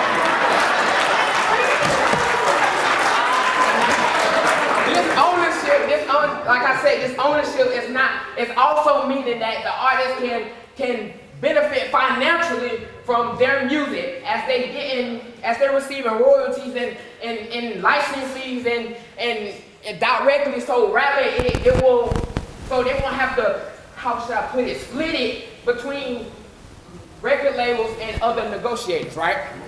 Okay. Owning your catalog can provide long-term security as music continues to generate income over time through streams, through sales, and also through performances, amen? I told y'all it's like I'm preaching, y'all better say amen or something. Don't leave me by myself, okay? Some African American also have faced these financial issues. Any one of y'all woke up and heard dun dun dun dun dun dun dun dun. Who sang that song? Please tell me who sings that song. Anybody? Thank you, MC Hammer. MC Hammer sung that song. So this song was really put out in 1990, right? Isn't it crazy? 6 years later, he was declared bankrupt because they touched that finance. I ain't hear him say, you can't touch this again. I'm telling you the truth. But his bankruptcy was due to extravagant spending, poor decisions making. But guess what the main issue was? He didn't own his catalog. Another artist that I want to talk about is Toni Braxton. Anybody know Toni Braxton? Dang, I don't know what to say about her. Her music career was good, but she had overdue medical bills she had to pay, mismanagement also. And guess what else? Can y'all tell me what else? She didn't own the catalog. The last one I want to talk about is 50 Cent. Y'all know who that is, right? He filed bankruptcy in 2015, had legal issues and bad investments. Y'all know when he was like, take me to the candy shop. That's where all his money went. Instead of saving his money, he put all in the candy shop. But like I was saying, this is all going back to saying I would dare not, as a black man, go into the music industry and not own my catalog, thinking I'm about to walk out of there without my money. You got me messed up. As a black African American, you got me messed up. But I do encourage y'all, please own your catalog if you do decide to go in the music industry. We need black music to stay alive. Say it with me. Black music, stay alive. Thank you. Hi, we're Dion and Gary Lanton. We're the new owners of Luann's Biscuits and Burgers. We want to invite you guys to come out to our newly renovated dining room. We're open 5:15 a.m. through 10:45 a.m. Monday through Saturday for breakfast. We now offer delivery and pickup online at our website, luannbiscuits.com. You can go through our menu, order anything that we have on the menu right there, have it delivered to you where you are. We're at 1010 Telfair Street. So come on out, the coffee is hot, best in Lawrence County, the biscuits are fresh, the doors are open. We invite you to come back to Luann's. At Bank of Dudley, we're your community, your bank. And with 7 branches to serve you, there's a Bank of Dudley close by. And there's a familiar face close by. The same familiar faces that you've seen for many years. The same people that you've grown to trust. Because that's what community banking is all about. 7 branches, local people, local decisions, local banking. That's the Bank of Dudley, serving our community since 1905. Hi, my name is Tamaya Davis, and today I will be talking about Black history, labor, and me. Black history is me, because Harriet and Frederick fought so that we could be free. Black history is me, because those chains that they tried to keep us in Well, my ancestors worked hard, so them chains was broke free. Black history is me, because we had people like Malcolm and Martin march so that we could be equal, and they didn't even get to see. Black history, oh yeah, is me, because even though my ancestors weren't able to, despite their hard works and effort, wasn't able to get that degree, you know who's going to get it? I will. Tassel turn. Yeah. Black history is me. Because we had people like Betsy, Rosa, Ruby. We all had them fight for us to be equal. So why do we hate on each other when we get that promotion? You hating on that next man because he got that promotion. When at one point in time, we wasn't getting paid to do work. We was working for free. And it wasn't by choice. So listen, Black history is me. We should all be glad. We should all be happy and jumping with glee and happy that we don't have to try to flee to try and be free because we had them people work hard for us. We should all be proud to be able to say that Black history is me. Now, hey, you. Wait, no, you. Matter of fact, let me just use the whole crowd. Think about it like this. Take your dominant hand.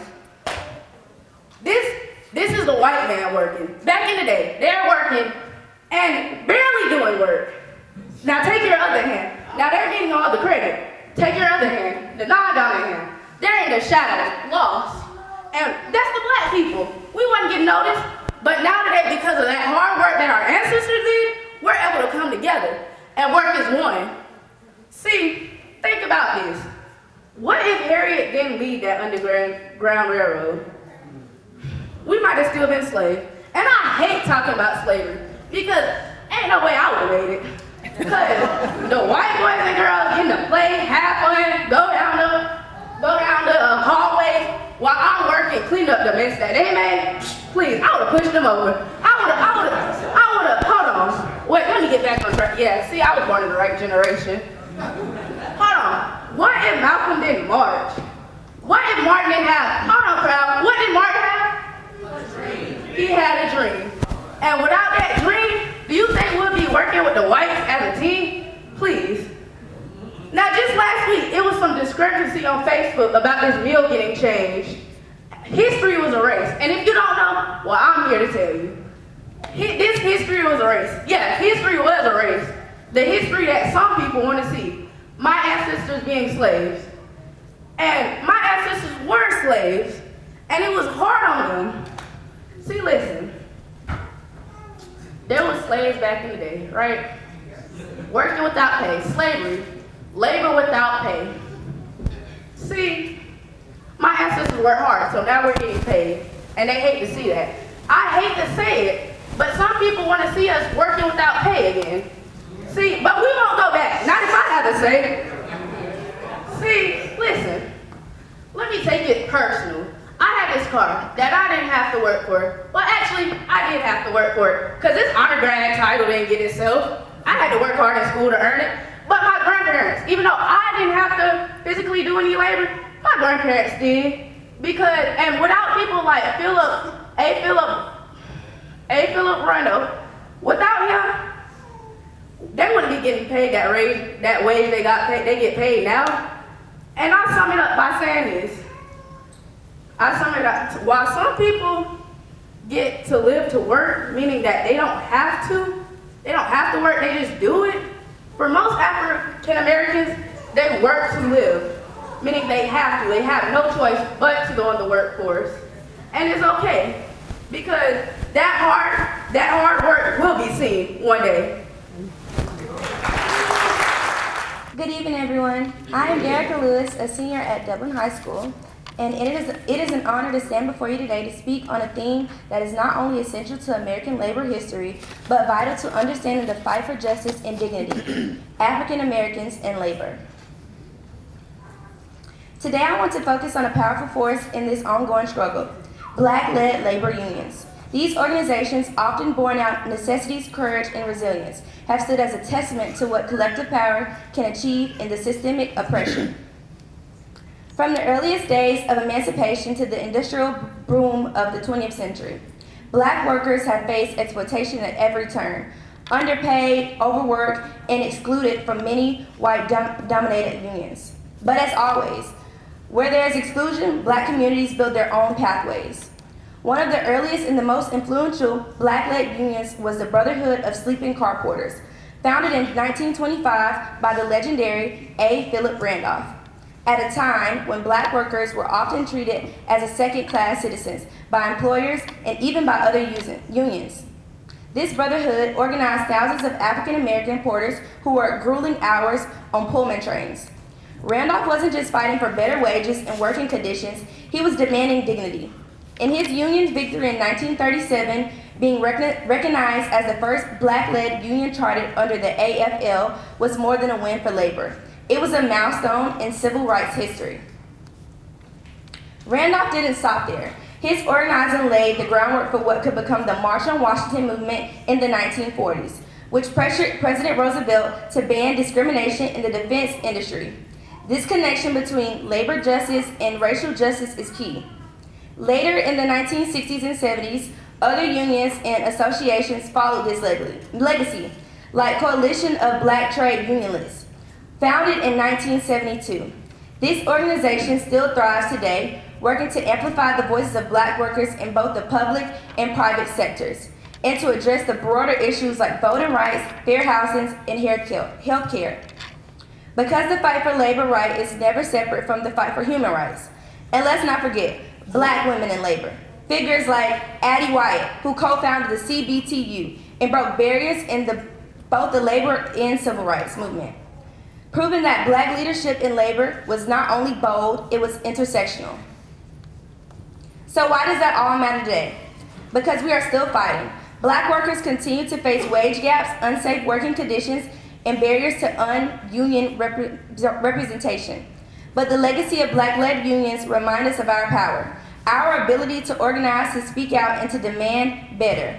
When we honor the leaders who became before us, Randolph, Wyatt, and so many others, we are not just remembering history, we are continuing it. So let us lift up these stories, organize in our workplaces and communities, and make sure the path they paved remains open for generations that follow. Because when Black workers win, we all win. Thank you. If you're in the market for affordable transportation, come into Wayne Kemp's Dublin Auto Sales today. Getting to work, school, or around town every day requires dependable transportation. And that's what you'll find at Wayne Kemp's Dublin Auto Sales. We offer bank rate and in-house financing, so credit is never a problem. Come in today and see TJ, Trey, Alan, or Britt at Wayne Kemp's Dublin Auto Sales, where good deals and good people meet. Wayne Kemp's Dublin Auto Sales, online at DublinAutoSalesGA.com. Come by and see us at 606 East Jackson Street in Dublin, or give us a call at 478-275-2010. Wayne Kemp's Dublin Auto Sales. Hey, I'm Daniel here with Mako Bay Car Wash. We're an express car wash. You ride through, vacuum it out. We provide multi-purpose cleaner, glass cleaner, towels complimentary for your use. We have 2 locations here in Dublin. Our newest location is here on 441 across from the Pickle Barrel. Our other location is formerly known as Leprechaun on Rice Avenue. We look forward to serving the community for years to come, and thank you for letting us be a part of your community. Good evening. My name is Lauren McCarthy, and the title of my speech is How African Americans and Their Music Built This Country. When you look at me, you see a young, talented, creative Black woman. But when I look at myself, I see the dreams of my ancestors coming true. My ancestors who whisked away from their home and built this country with their bare hands and feet. Without them, this country would be nothing like it is today if it would be here at all. My name is Lauren McCarthy, and this is how our people built this country. How did we get here? From school, we was all told about the translated slave trade that occurred between the 17th and 18th centuries. Our people were captured from their homes, gathered by the thousands, packed onto these unsanitary ships, watching all their family around them die. And if they did survive the treacherous journey, they spent their days in the fields picking cotton, picking sugarcane, picking tobacco, and other crops for master. These masters were insecure of their authority because of our strength, our brilliance, and our bravery. They knew they couldn't live without us because we were their main source of income. From the crops we picked, from the railroads we built, and even in the sales of our ancestors to other plantation owners. They needed the African American more than the African American needed them.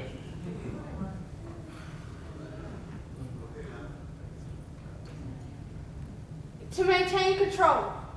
Everybody knows that African culture has deep musical roots. So to maintain that control they had over us, they lynched and beat the strong-minded, and they abolished all musical instruments from the farms. How do we keep the faith? With no musical instruments or written language, our ancestors used their voices as carriers of music. During the slave days, many African Americans were mandated to go to church with their masters and learn different biblical stories, such as the story of Moses leading the Hebrews out of Egypt. The African Americans used this to create the Negro spiritual Go Down Moses. And it sounds a little something like this. Go down, Moses, way down to Egypt land, and tell old Pharaoh to let my people go. So when Israel was in Egypt land, let my people go. Oppressed so hard they could not stand, let my people go. So the Lord said, go down, Moses, way down to Egypt land, and tell old Pharaoh to let my people go. So Moses went to Egypt land, let my people go. Ooh, he made old Pharaoh understand, let my people go. Yes, the Lord said, go down, Moses, way down to Egypt land, and tell old Pharaoh to let my people go. Go down, Moses, way down to Egypt land, and tell old Pharaoh to let my people go.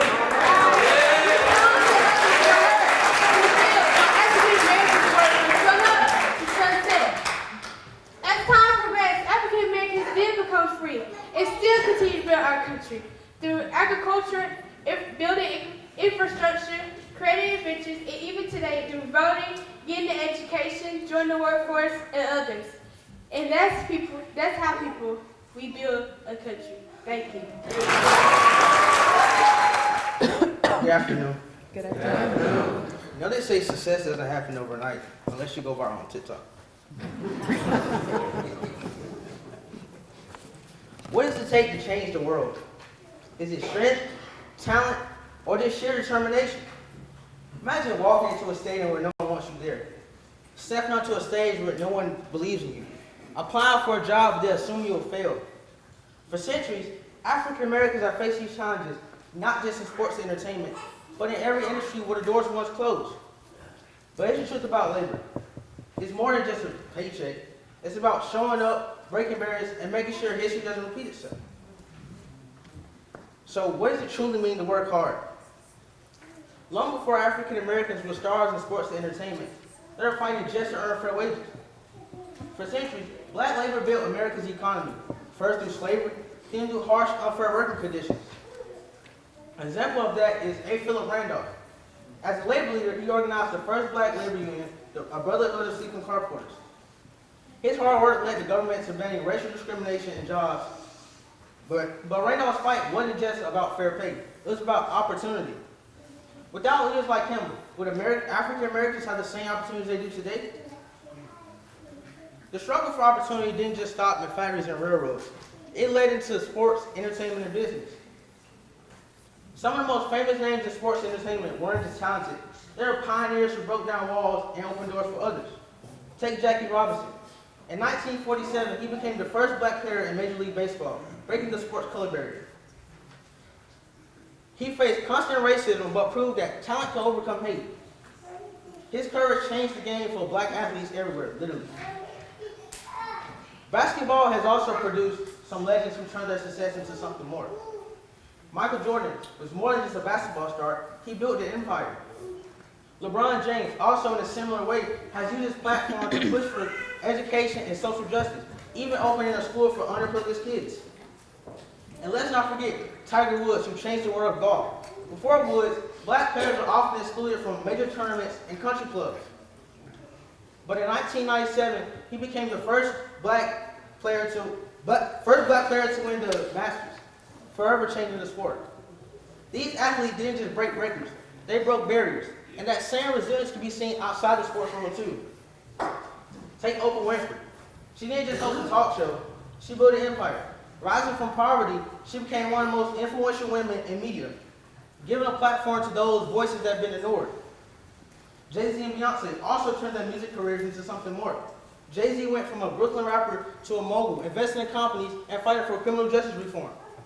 Beyonce, beyond her music, had used her platform to push for uplift the black culture and push for social change.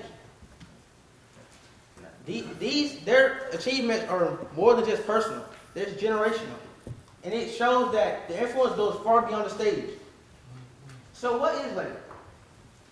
It's more than just a paycheck, like I said in the introduction. It's about showing up, breaking barriers, and challenging expectations. African Americans, whether in fields, factories, stadiums, or studios, have never just worked. They paved the way, pushed forward, even when the odds were stacked against them. Now you know what it truly means to work hard. It's not just about surviving.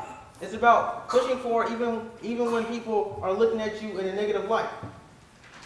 So I'll leave you with this. What will your work contribute to the world? Will you do enough just to get by, or will you work to change history? Thank you.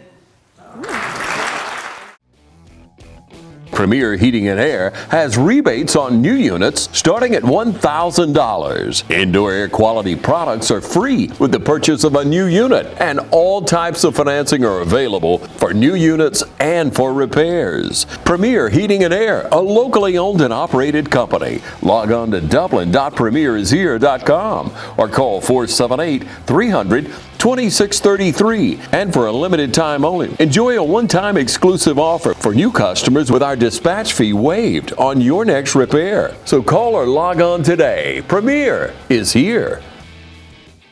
BNS Industrial Contractors, your partner for success. Competent professionals and advanced equipment for any mechanical and construction work.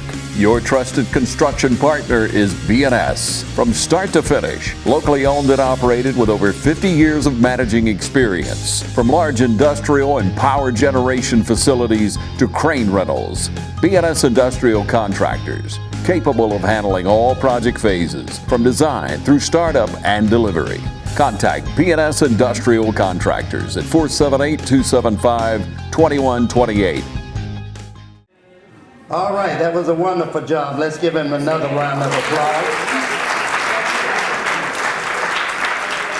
I have some envelopes and some presentations, and we had about 12 participants in the middle school category, 6th through 8th grade, and I'm going to call them off, and the deeper we get, the last three, the bigger the monetary reward will be.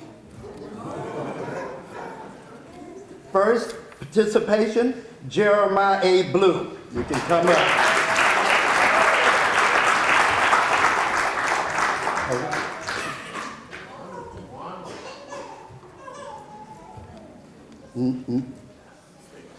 You can stand up over here, line up over there. All the way to the end there. Nicholas A. Ballou.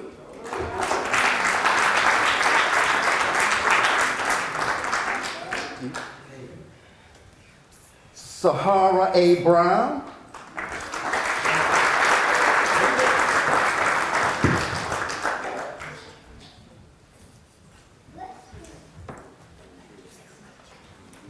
Landon J. MacArthur.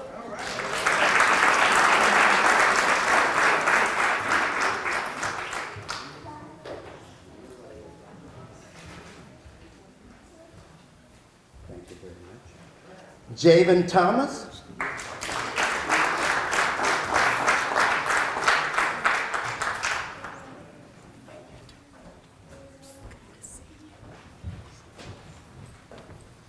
Thank you very much. Jalea Wright.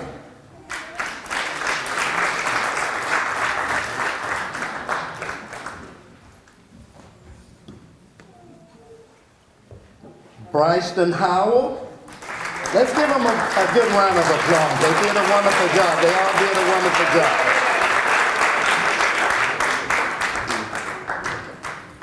Okay. Bryston, we have the presentation to you, but you would have to get your certificate at a later date. Okay. We'll follow up on it. Okay. Isaiah Park.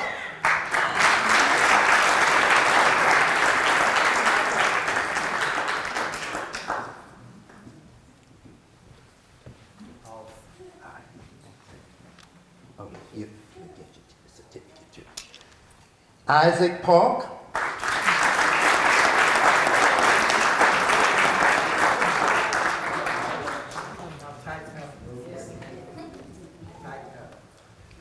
Thank you very much.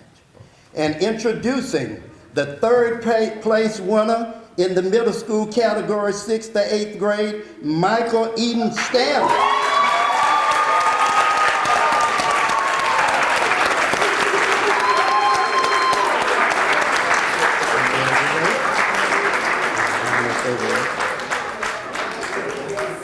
Second place winner, Calexiana Charleston.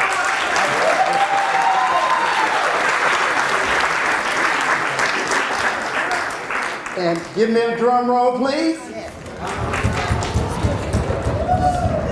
First place winner in the middle school category, 6th to 8th grade, Zachary Bryant Brazil.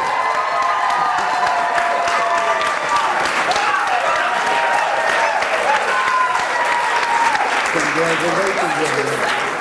Very good.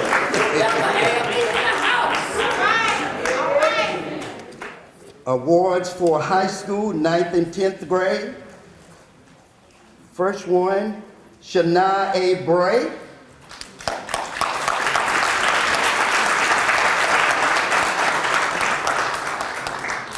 Thank you very much. We appreciate it. Cindy E. Howard.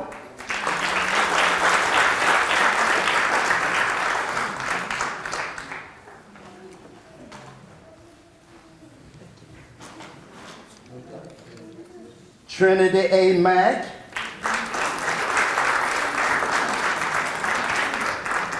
Thank you very much. Miranda O. Timmons.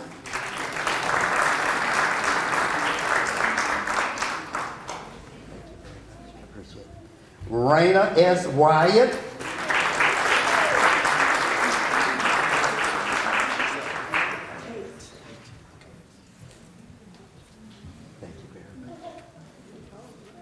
The third place winner in the high school category, 9th and 10th grades. Third place, Braxton Smith.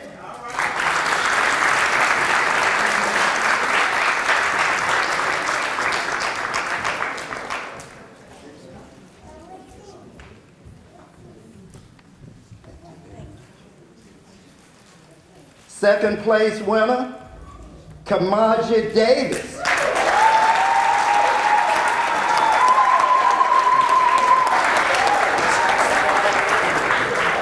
And Kamaja, we'll have to get your certificate a little later. Okay, I appreciate you. All right, drum roll, please. First place winner in high school, 9th and 10th grade, Deaudra J. O'Neill.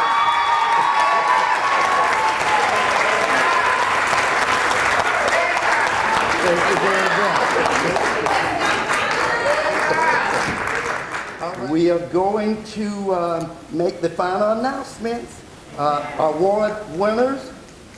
First one, Miss Derica A. Lewis. And this is in the high school category, senior high, 11th and 12th grade.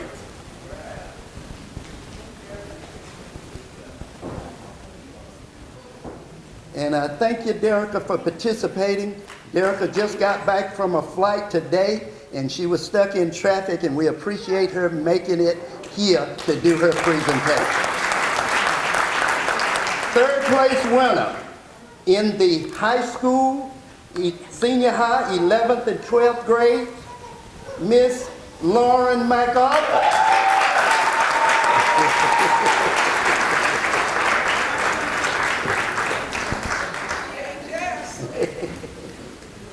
Thank you very much.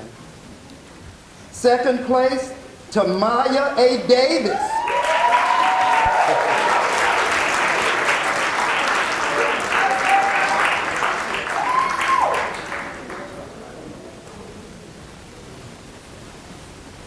Thank you very much. Appreciate it. All right, drum roll, please. Yes. First place in the senior high category, 11th and 12th grades, Mr. Camonte Davis.